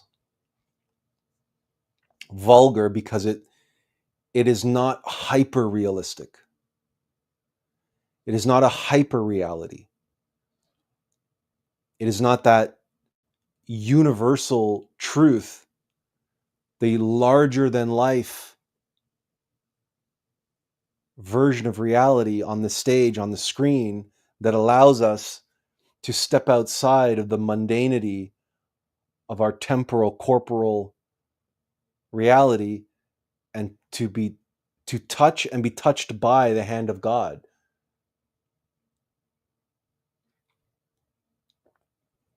That's what hyperrealism is for. That's why opera is larger than life. Why, and what people now call melodrama. Well, the melodramatic in opera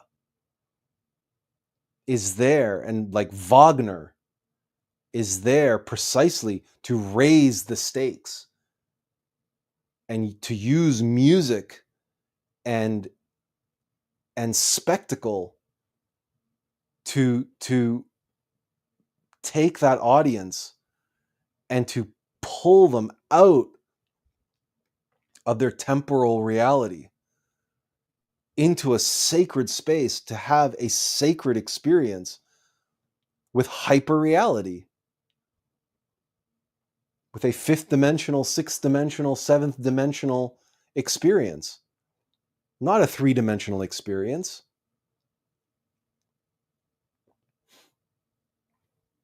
But these nerds, these so-called fans, arguing for hours and hours and hours and discussing and debating for hours the realism, the believability of this or that aspect of the Superman movie.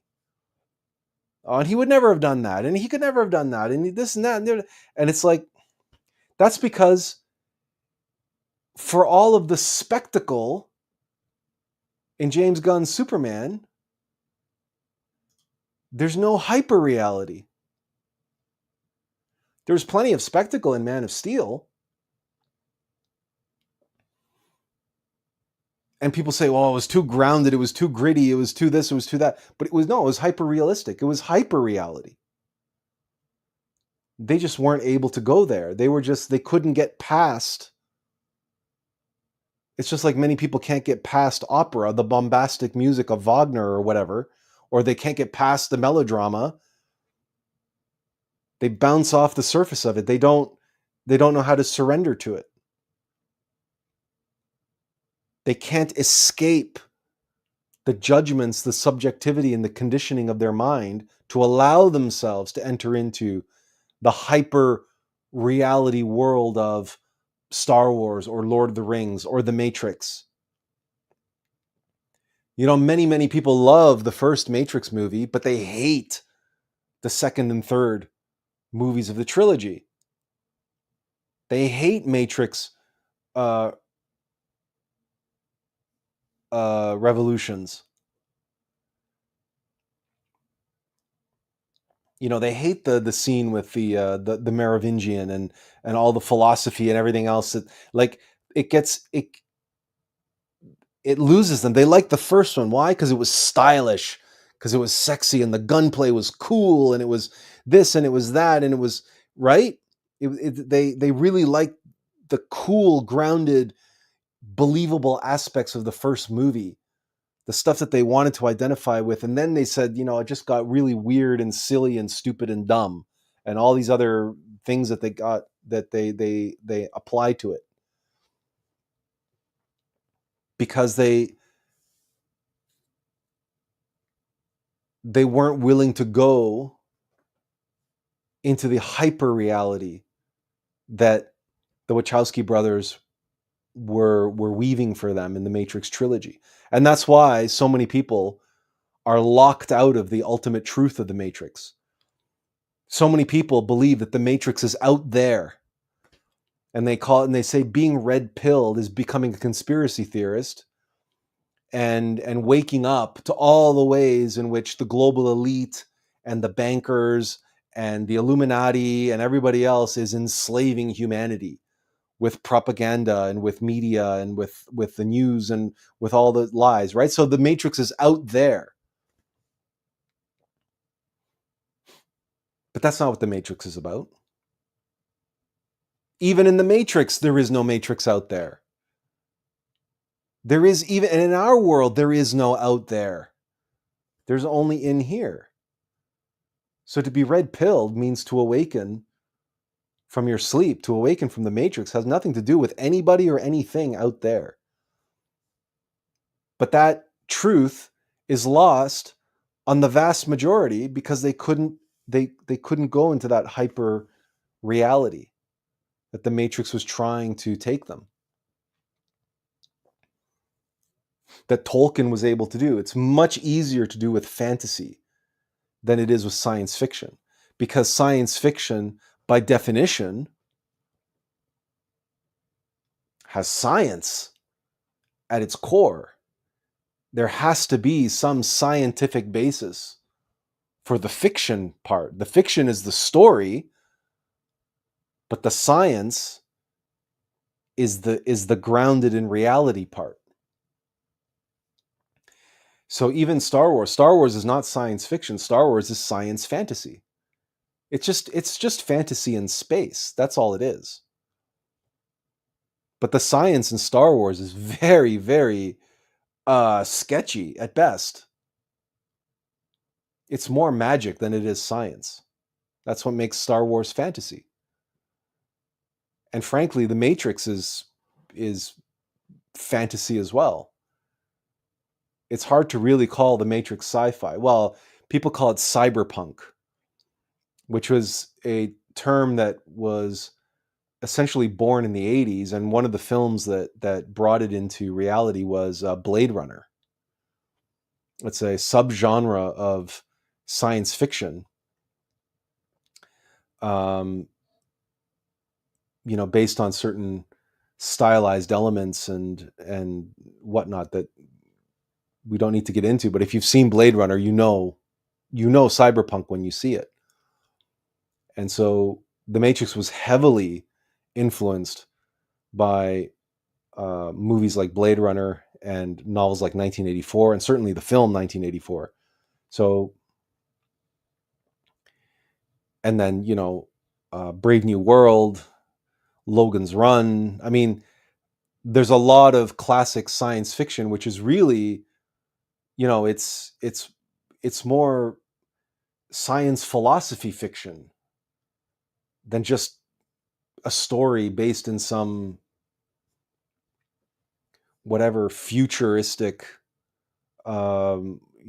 futuristic vision of some scientific technology, technologically advanced, scientifically advanced human race or alien race or whatever the case may be. The point is that whether it's science fiction or fantasy or opera or mythology for that matter, because mythology is the same thing.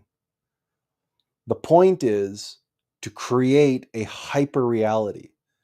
This is what Plato said the stage was for. It was a sacred space. It is this hyper reality that is created in our sacred spaces, be it our temples or our churches.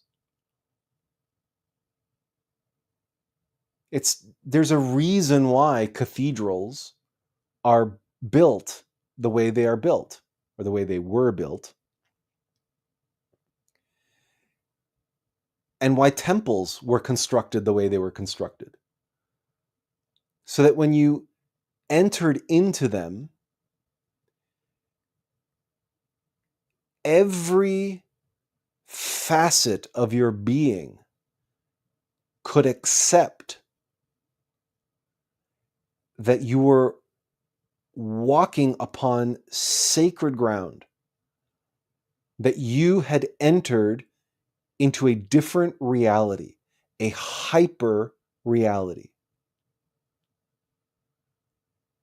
which is what rites and rituals are about, what ceremonies and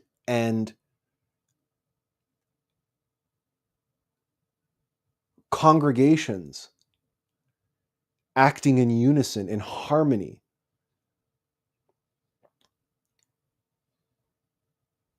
performing these ceremonies and rites and rituals in this hyper reality dimension, so that when you speak with reverence, you sing with reverence, you move, you kneel, you stand, you sit, and everything you do becomes, you are meant to become hyper conscious of your very being and every action that you take in that space, because it's hyper reality. And they are designed to make you feel that way. Everything in there is designed to put you in a state of mind, a state of heart, a state of being that prepares you to go within and to commune with the supernal worlds, with your higher self, and with God.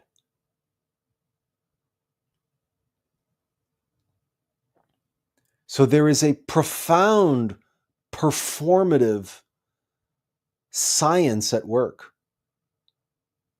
a science of the theater, of theatrical qualities at work at Mass or at any other ceremony in any other temple in any other religion. It's a theatrical experience because it's an experience of heightened reality, of hyper reality. Where else in the world do you enter into a building and light a candle just for the sake of lighting it, and make the sign of the cross, or genuflect, or bow, or pay attention to the murals on the wall, or the frescoes on the ceiling, or the stained glass, and everything you touch and everything you look at is sacred. It was made with great care and love and devotion and passion, and placed there wherever you look specifically for your benefit.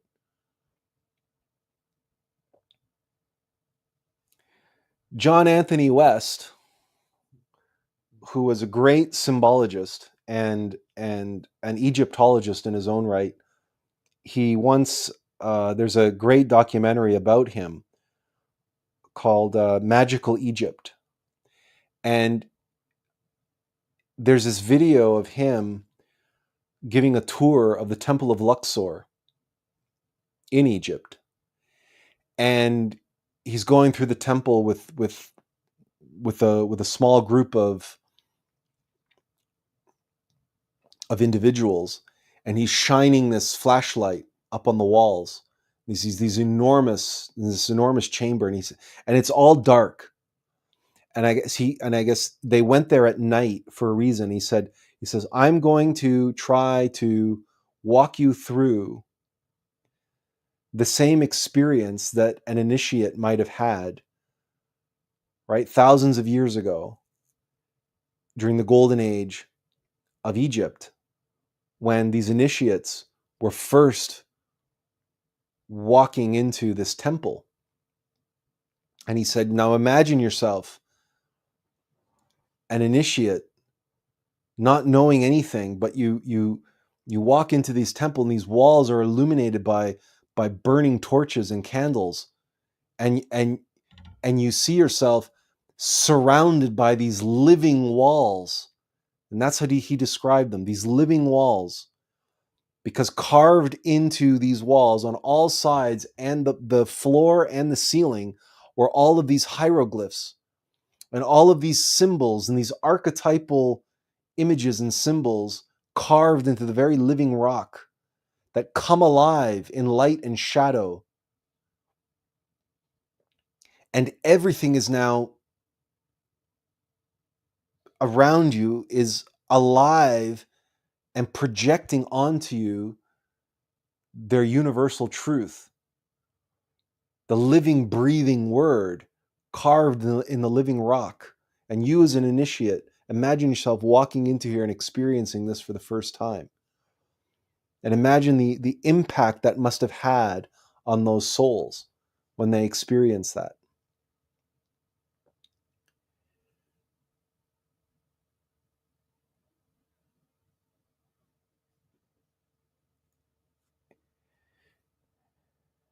It's the kind of feeling that you get when you're in a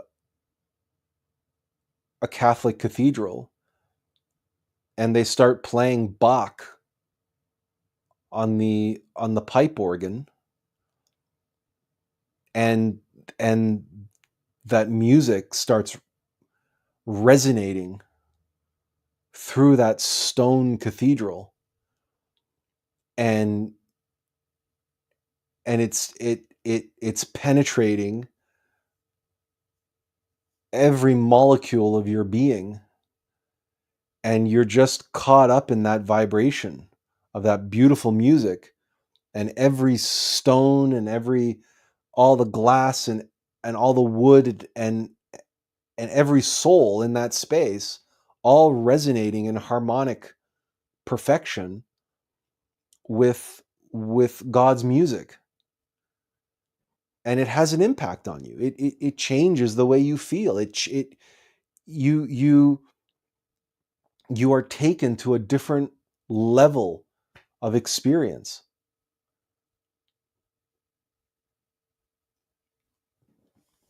And yeah, it's very theatrical in that sense.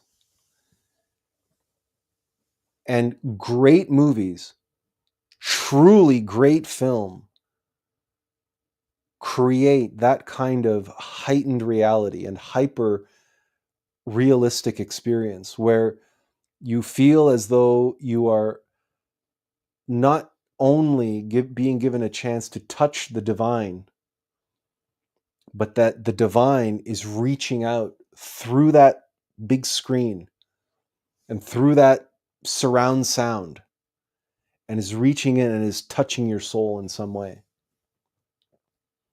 At least that's how I always felt about film, and why I so often have found myself crying tears of joy at the beauty, at the majesty, at the incredible artistry and the passion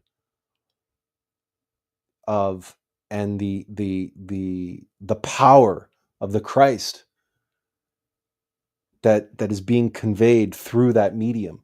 I feel the same thing watching Shakespeare being performed live, or watching opera, or any of the great composers, their symphonies, the Ninth Symphony by Beethoven especially, but also Bach and Mozart and many others, that their work are capable of moving me to tears because my heart, my soul, my being is reveling in the hyper reality from whence the music came. And my mortal self is incapable of handling it. It just can't handle it. So it breaks down in tears. It's too much. It's too beautiful for a mere mortal to comprehend. But I'm experiencing it and enjoying it and communing with it in that hyper reality, a hyper self. But the false self, the weak self, the temporal self gets left behind, can't go there. So all it can do is lament and cry tears of joy because it can't handle it.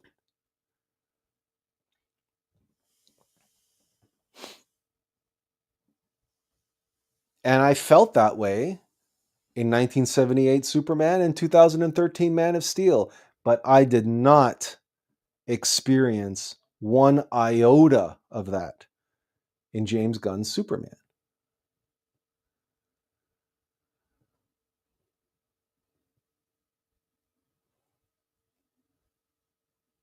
And the more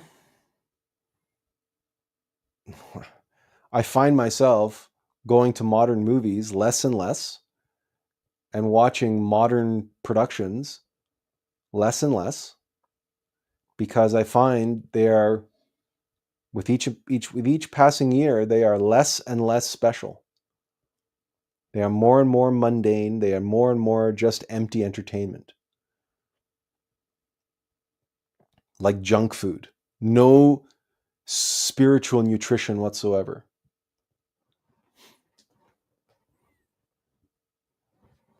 And when you think back to Rome, and you think back to the fall of Rome and the rise of the Circus Maximus and the gladiatorial arena, and when those activities, when the breads and circuses and the blood sports of the Colosseum became popular,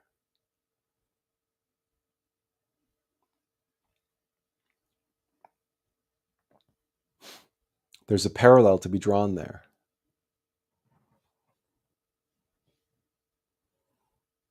And as the mob in Rome busied itself with its hedonistic pursuits and its bloody entertainments, a small but growing contingency of Gnostics were spreading the word of the risen Christ.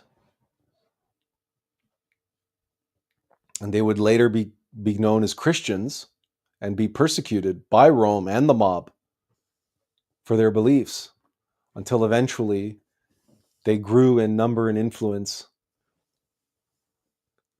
such that even the Emperor of Rome took note. And it was a wave that could not be stopped. And the transformation and the transmutation of the Roman Empire had begun. And then eventually even Constantine undertook that task. And it became the foundations for what we know today as a Christian Europe. And not just a Christian Europe, but a Christian world.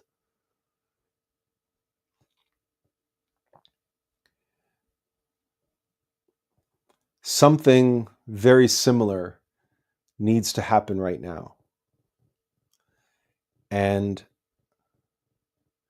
for better or for worse, I'm here doing my part to try to understand that, comprehend that, and make a contribution to that.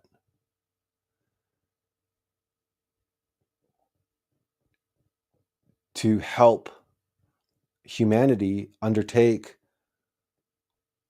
what I've euphemistically called in the past the critical upgrade to human 3.0. But it's a transformation, it's a transmutation. And I was contemplating the fact that I had once wanted to become a filmmaker. I mean, my passion for film and theater was so strong, my passion for storytelling and for telling stories and using the space, the theater and the theatrical space as a sacred space to create that space of love, that space of hyper reality where people can touch and be touched by God, their innermost, and to experience that. But I was contemplating what a tragedy it would have been had I pursued filmmaking, and now at the age of 52, had I been relegated to the Hollywood of today with all of its woke DEI mandates and its corporate overlords and its materialistic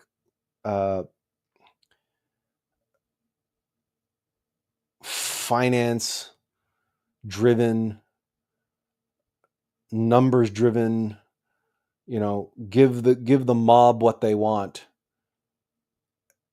driven approach where we get movies like James Gunn's Superman.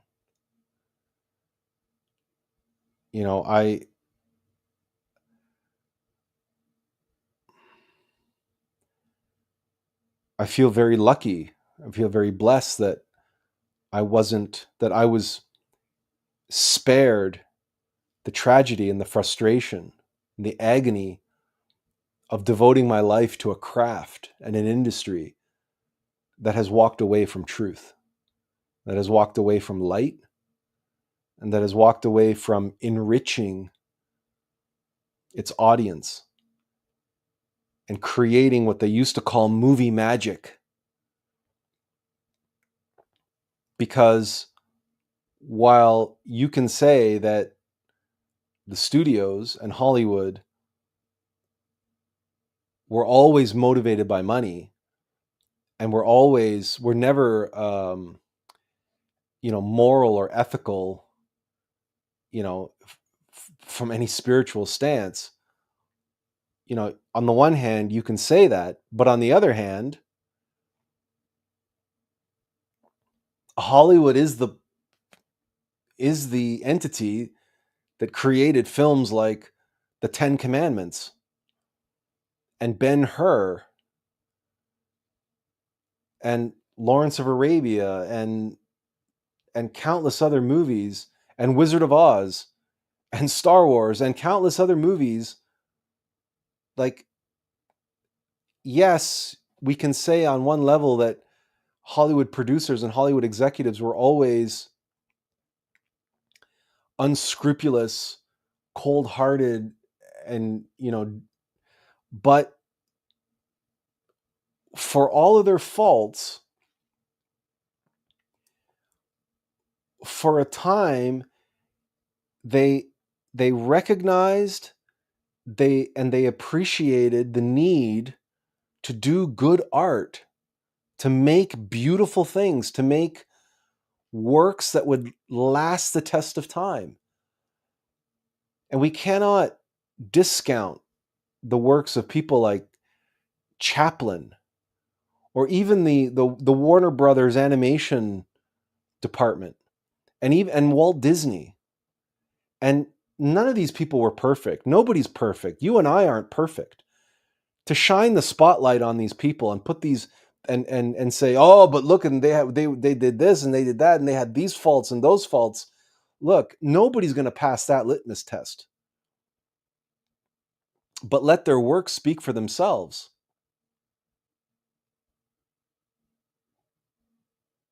And then you compare that to what Hollywood is making today. Films like The Brutalist and others that are just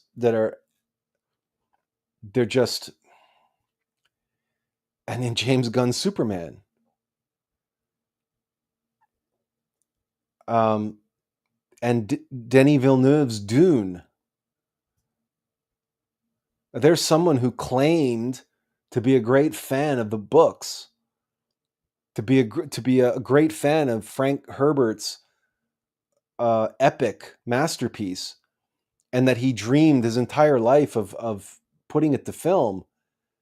But then when he puts it to film, it's devoid of all of the esoteric symbolism and truth that's in the original work. It's completely hollow and shallow. It's technically brilliant filmmaking of a kind. It's stylish, and it has incredible verisimilitude, which is a fancy word of saying it's believable. So realistic. But Frank Herbert's Dune is science fantasy, like Star Wars. It's not science fiction, it's science fantasy. And intrigue and politics and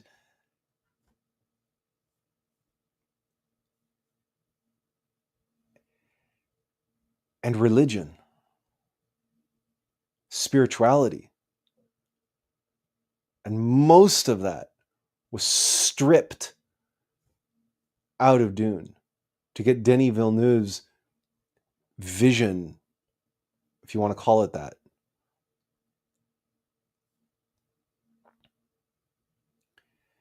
And it's heartbreaking for me to witness, just as a film lover. But imagine how heartbroken I would be had I had spent the last 35 years of my life completely devoted to that industry and completely invested in that industry and given all of myself to be able to do the work that I came here to do. through that medium, and only to watch the medium crumble before my eyes.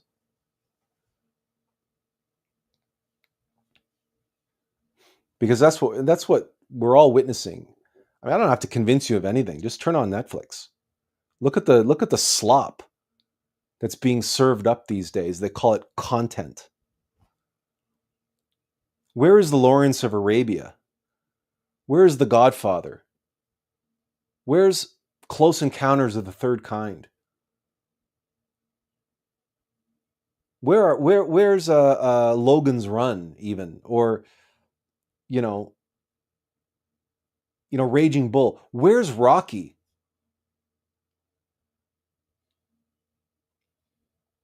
Where are these seminal motion pictures to capture the imaginations and the hearts and minds of audiences for generations to come?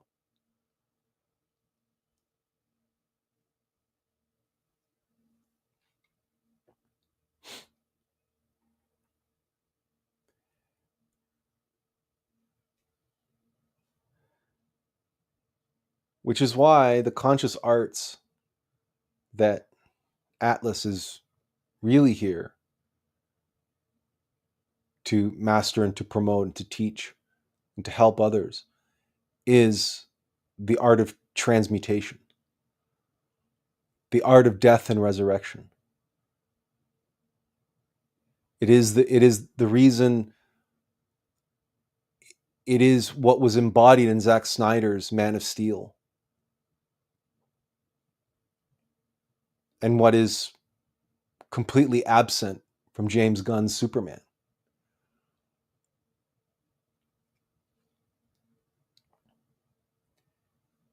All the world's a stage, and we're all players. It's time to make Lord of the Rings and Dune and Star Wars out of our own lives. It is time for us to become Superman.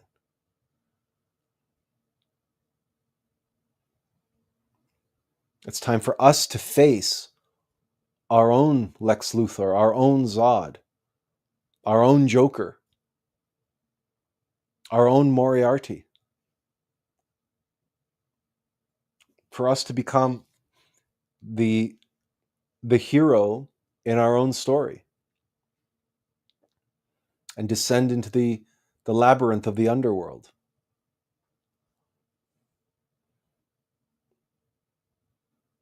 And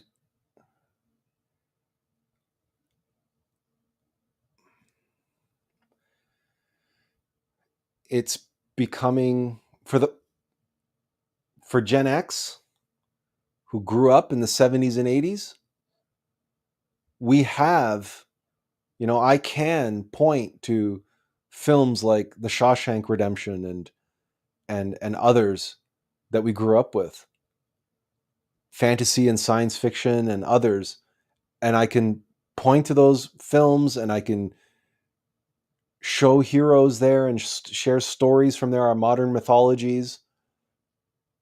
But it's becoming very evident that for the generations who are growing up now and the generations who have just so-called grown up, they have not had heroes, true heroes, as role models. And they have not had these aspirational representations of the awakened human being, the potential for the true human being to look up to.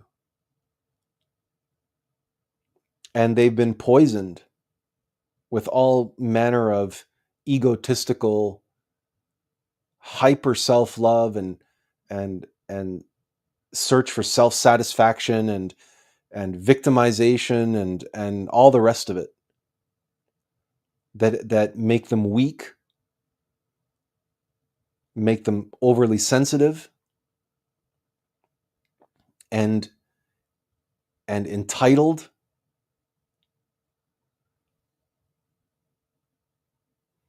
So if if the myths aren't there anymore, if the mythological characters aren't there anymore, if the hero is becoming a thing of the past, a phenomenon that is truly something of that just belongs in something of legend, that's anachronistic and archaic, then we must offer something new, some new version, some renewal of that in some way.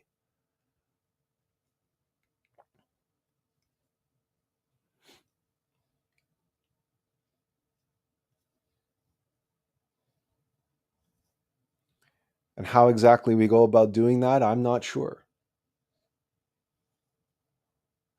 Perhaps the only way to truly do it is to become an embodiment of that ourselves, and to do the best that we can to be that hero, and to do that heroic work for the sake of others, that self-sacrifice.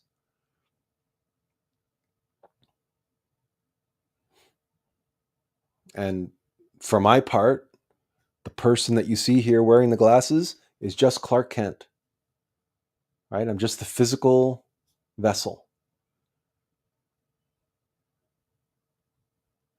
The solar man is Attlas. And to be the solar man, Attlas must rely on the sun, the yellow sun, the fire of fire and the light of lights of the cosmic Christ, from whence the solar man, the superman, draws his power. But I, Attila, the mortal, speaking to you here, I'm just Clark Kent. I'm the son of the Kansas City farmers, although I was born in Toronto and my parents weren't farmers. My father came from a farming family in Hungary, but that's neither here nor there.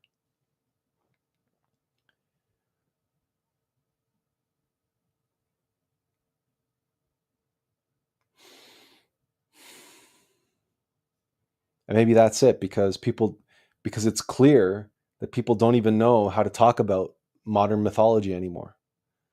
You have millions of people out there calling themselves nerds, spending countless hours navel gazing and putting this movie under the microscope, and and perhaps intuitively but not consciously being able to discuss what we were discussing today about Superman, and what Superman really represents, and what the failure of James Gunn's Superman truly represents in terms of humanity and humanity's future.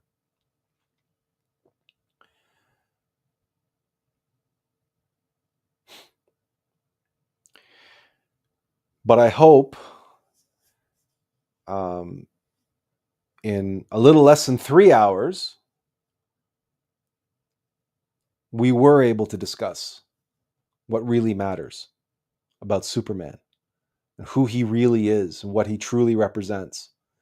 And that when you go back and you watch Superman 1 or Superman 2, the Donner Superman films from the 70s and 80s, or the Zack Snyder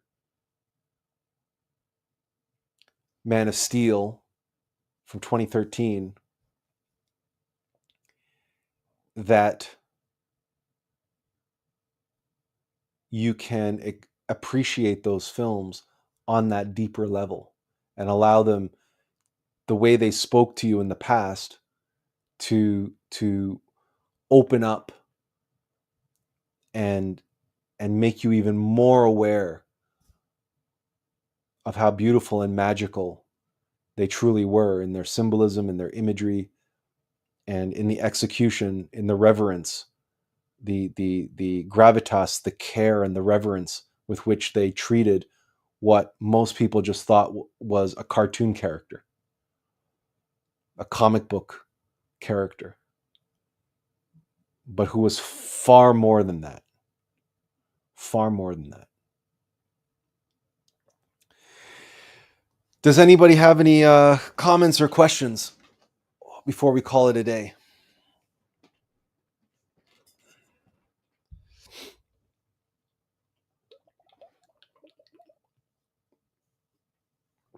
I guess I'll throw this book really quick.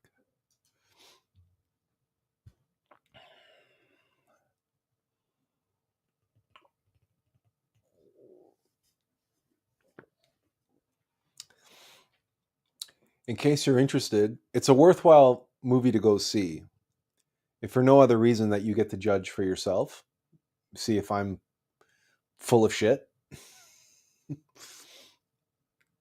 I will say that David Cornsweet and the other actors were well cast.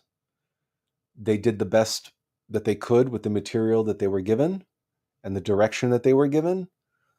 But that in and of itself also makes the film a little bit frustrating to watch, because you see a whole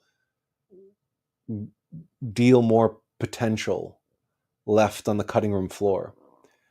It really does feel like at times the movie was a longer film that was cut down, but certain baffling decisions were made.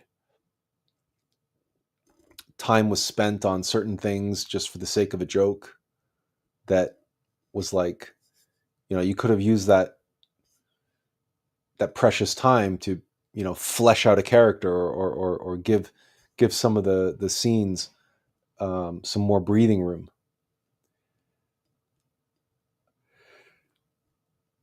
So in the end, the movie is flawed no matter how you slice it, but it is entertaining. So if you go in and turn your mind off, and if you go in knowing that not to expect anything special, anything monumental, anything iconic, if you go in knowing that you are just getting bread and circuses, that you might be able to enjoy it on that level, right? But it really is just content, and that's sad. And the talented actors, they I think they were much better than the material, than what they were given. And I think that with the amount of money and the amount that's riding on this movie for this film to do well, we have an entire DC universe being reset with this film. There are, at least Warner Brothers hopes, that there will be decades of movies based on this foundation. I don't know if they can pull that off with the foundation that has been laid with this film. But these are the kind of stuff that a lot of the nerds have been talking about anyway. So I don't necessarily want to give too much airtime to all of that. If no one has any questions or comments, I want to encourage you to, again, if you have the time and the inclination, to go and check it out for yourself. It's fairly kid safe. There's no real wokeness in there that I would concern myself with. So you're safe to take your kids. I'm sure your kids will like it. It's a fun kind of amusement park ride. And but if you do that, be sure to also show them the 1978 version with Christopher Reeve, and maybe the 2013 version with Man of Steel, and show them what Superman could be, should be. Benjamin says, people clearly love the new Superman, but not for any deep or esoteric reasons. Unlike older Superman films, which felt almost magical when I was a kid, this one seems more like the kickoff to a larger franchise, similar to how Marvel set up the Avengers series. Why do you think that's the trend these days?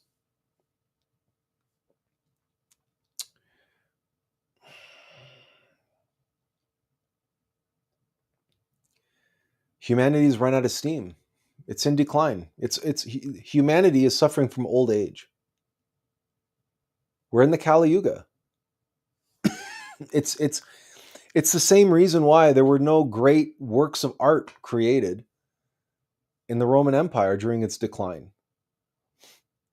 And that the only real great creative work during the Roman Empire, the decline of the Roman Empire, and the whole of the Dark Ages that followed in Europe, all of the great works of art that were created and all the artistic works were all spiritual in nature. They were all religious works.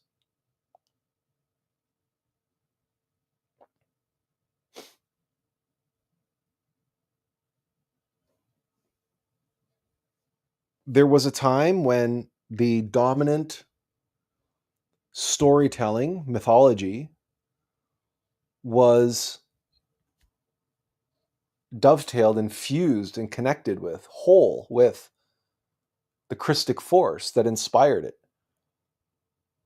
But as the people fall into idolatry, they become more and more identified and attached to the outward symbols, and the drama of the story and the melodrama of the story, i.e., the soap opera of the story, and the people lose their connection to the timeless universal truths and the Christic light that inspired the stories and inspired the idols and the symbols and the characters. So in other words, when you ask the question, why do you think that that's the trend these days? What we are witnessing, what James Gunn's Superman represents, is the idolatry of Superman. In 1978, the older films, right, they were still magical because they still embodied, and you connected through them to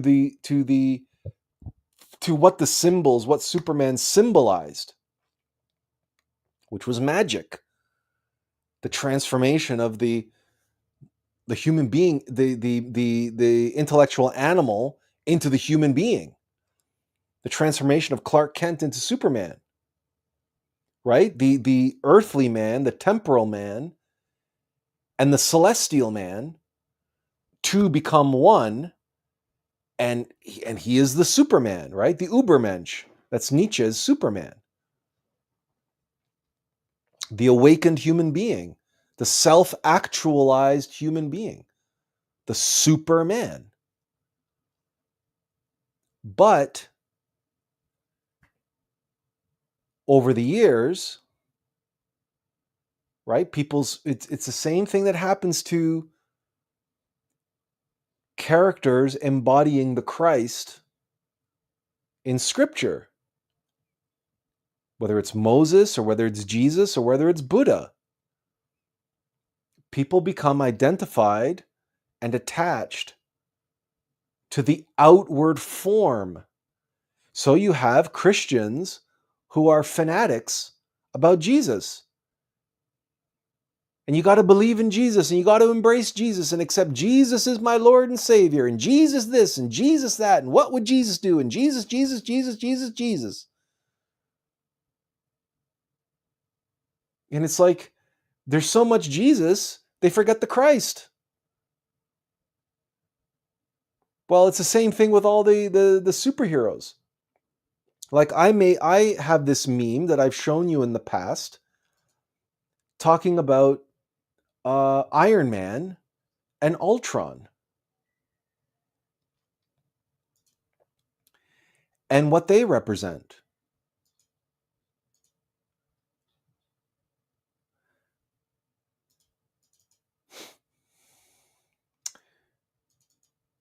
Give me a moment to pull it up here because, again, it's used to be easier. Hang on a second. It's I gotta find it. Okay.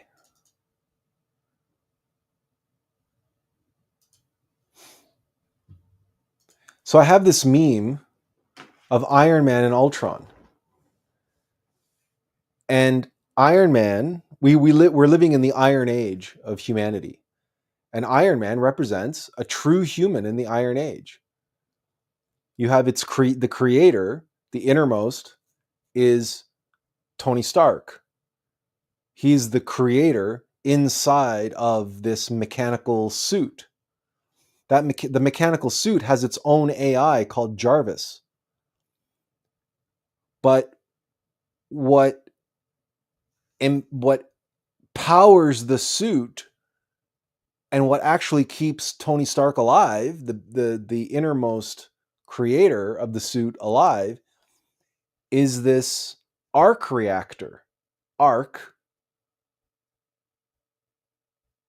the esoteric significance of that, hopefully I don't have to explain, but it's the light, it's the power source, it's the Christ. And it's even shown as a trinity on the Iron Man suit. That's in Tony Stark's heart. That keeps Tony Stark alive, and it powers the suit. And how is Tony Stark able to make that? He made it in a cave while he was abducted by terrorists. He made the arc reactor in the Iron Man suit in a cave. In other words, he descended into hell. And the terrorists used his past and his past mistakes and behaviors against him. And he had to face that. And in the facing of that, he created the Iron Man suit. And he created Iron Man, the superman, the superhuman, the Iron Man, the true human being in the Iron Age. And the metaphysical physiognomy of that is spelled out in detail. But what happens when Tony Stark, because of his mystic pride, starts messing around with the Tesseract, which is the 4D hypercube, which is the sexual force, the sexual energy. And through that, he makes Jarvis conscious. The AI, in other words, awakens through the inversion of the 4D Tesseract energy in and through technology, in and through mechanicity. What happens? Ultron is born. An AI suit, mechanical suit, that allows the 4D Tesseract energy, the sexual force, to flow negatively through itself. It becomes the nemesis of Tony Stark, and its solution is to wipe out all of humanity. That's Ultron.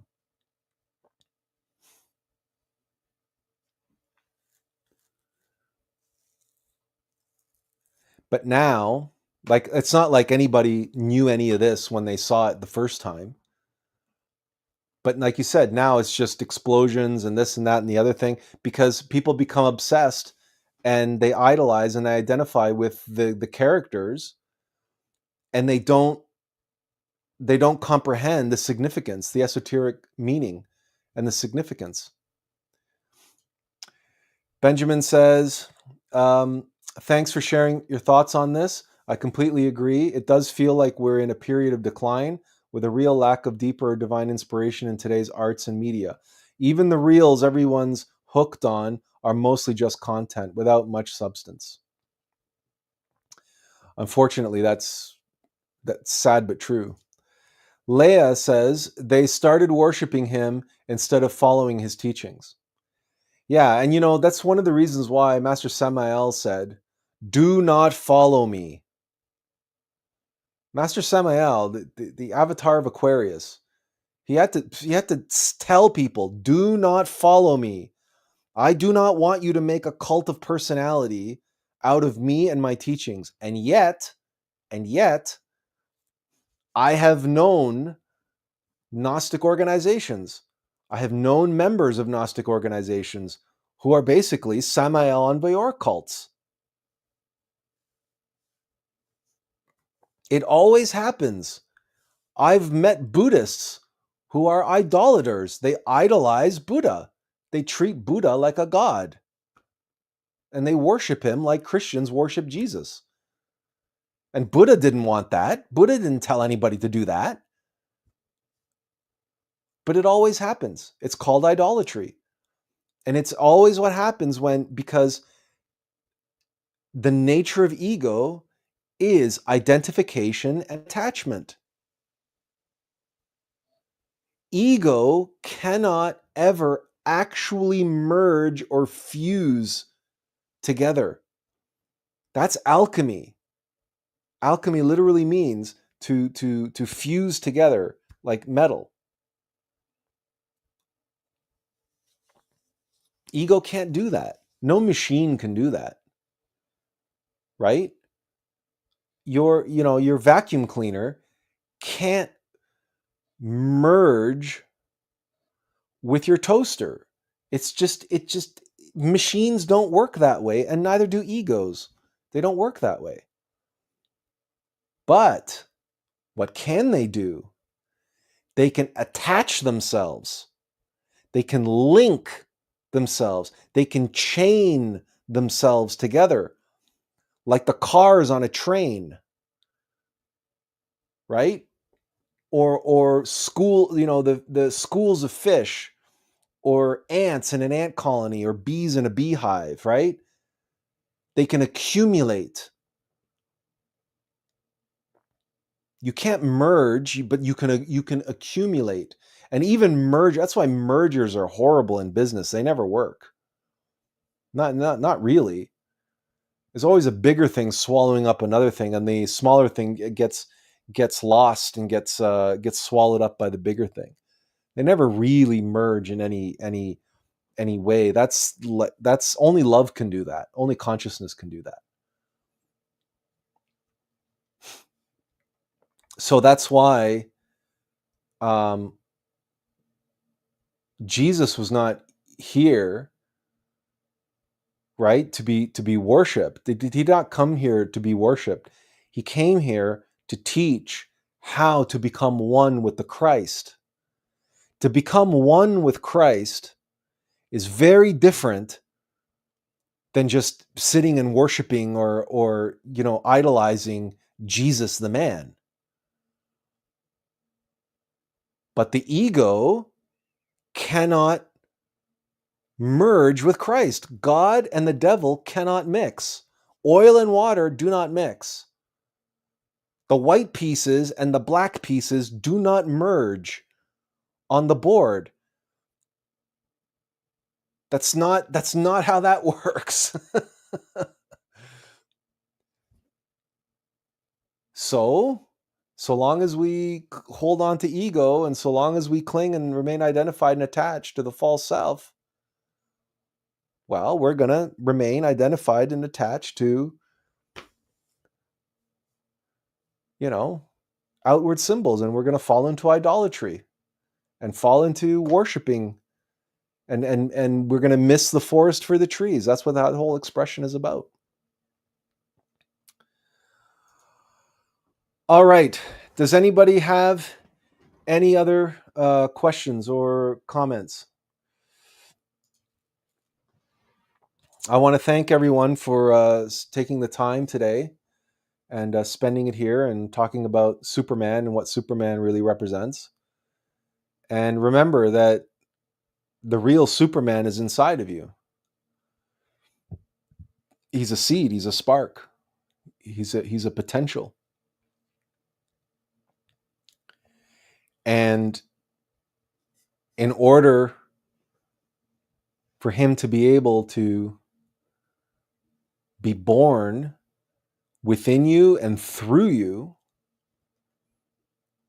that's a process of psychological death, of self-sacrifice. You have to face your own Zod and the other two Kryptonian adversaries, the mind, the heart, and the body, and their fanatical devotion to Kryptonian genetics and wiping out humanity and replacing it with Kryptonian clones, Kryptonian bloodlines, corrupted bloodlines, right? That's what all of that represents in Zack Snyder's Man of Steel. And it's not until we defeat our own Zod, it's not until we experience that primal scream, we fall to our knees, and we let out that primal scream of psychological death, and we realize that we cannot be what we hope to be, what we long to be, that Superman, we cannot be the embodiment of hope while remaining the naive, Kansas country boy that we will have to face the tough challenges, and at some point on the path of the Bodhisattva, we ask the questions: it's us or them, and it's them or me. We can't have it both ways. I can't save others and also save myself. This self, this I. Because this I is what prevents me from saving others. Because the I is selfish, and sacrificing and saving others is selfless. And selfishness and selflessness do not mix. Right? They are diametrically opposed. That's why God and the devil do not mix. And why you cannot be Superman, you cannot be a Christified master, you cannot be a living embodiment of selfless love while also holding on to your selfish desires or your selfish naivete or your selfish sentimentality. Something's got to give. Now you have the free will, you have the choice whether you want to be Iron Man or Ultron. We have the free will. We have the free will to make the choice to be or not to be.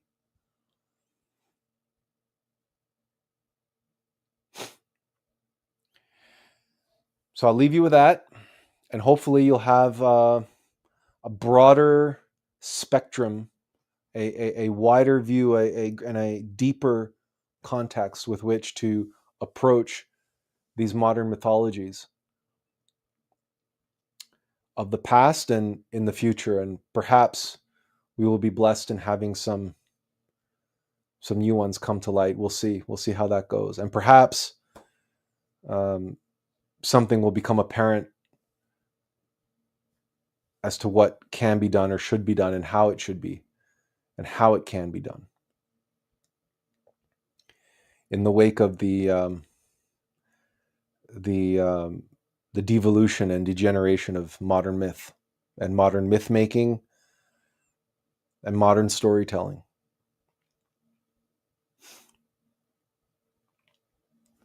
Thank you all for being here, and have a wonderful week. I hope to see you all again this time next week. Until then, Leah says, thank you, Attlas. Blessings, y'all. Much love. Thank you for being here, Leah. Thank you all. Until next week, inferential peace. Take care, everyone.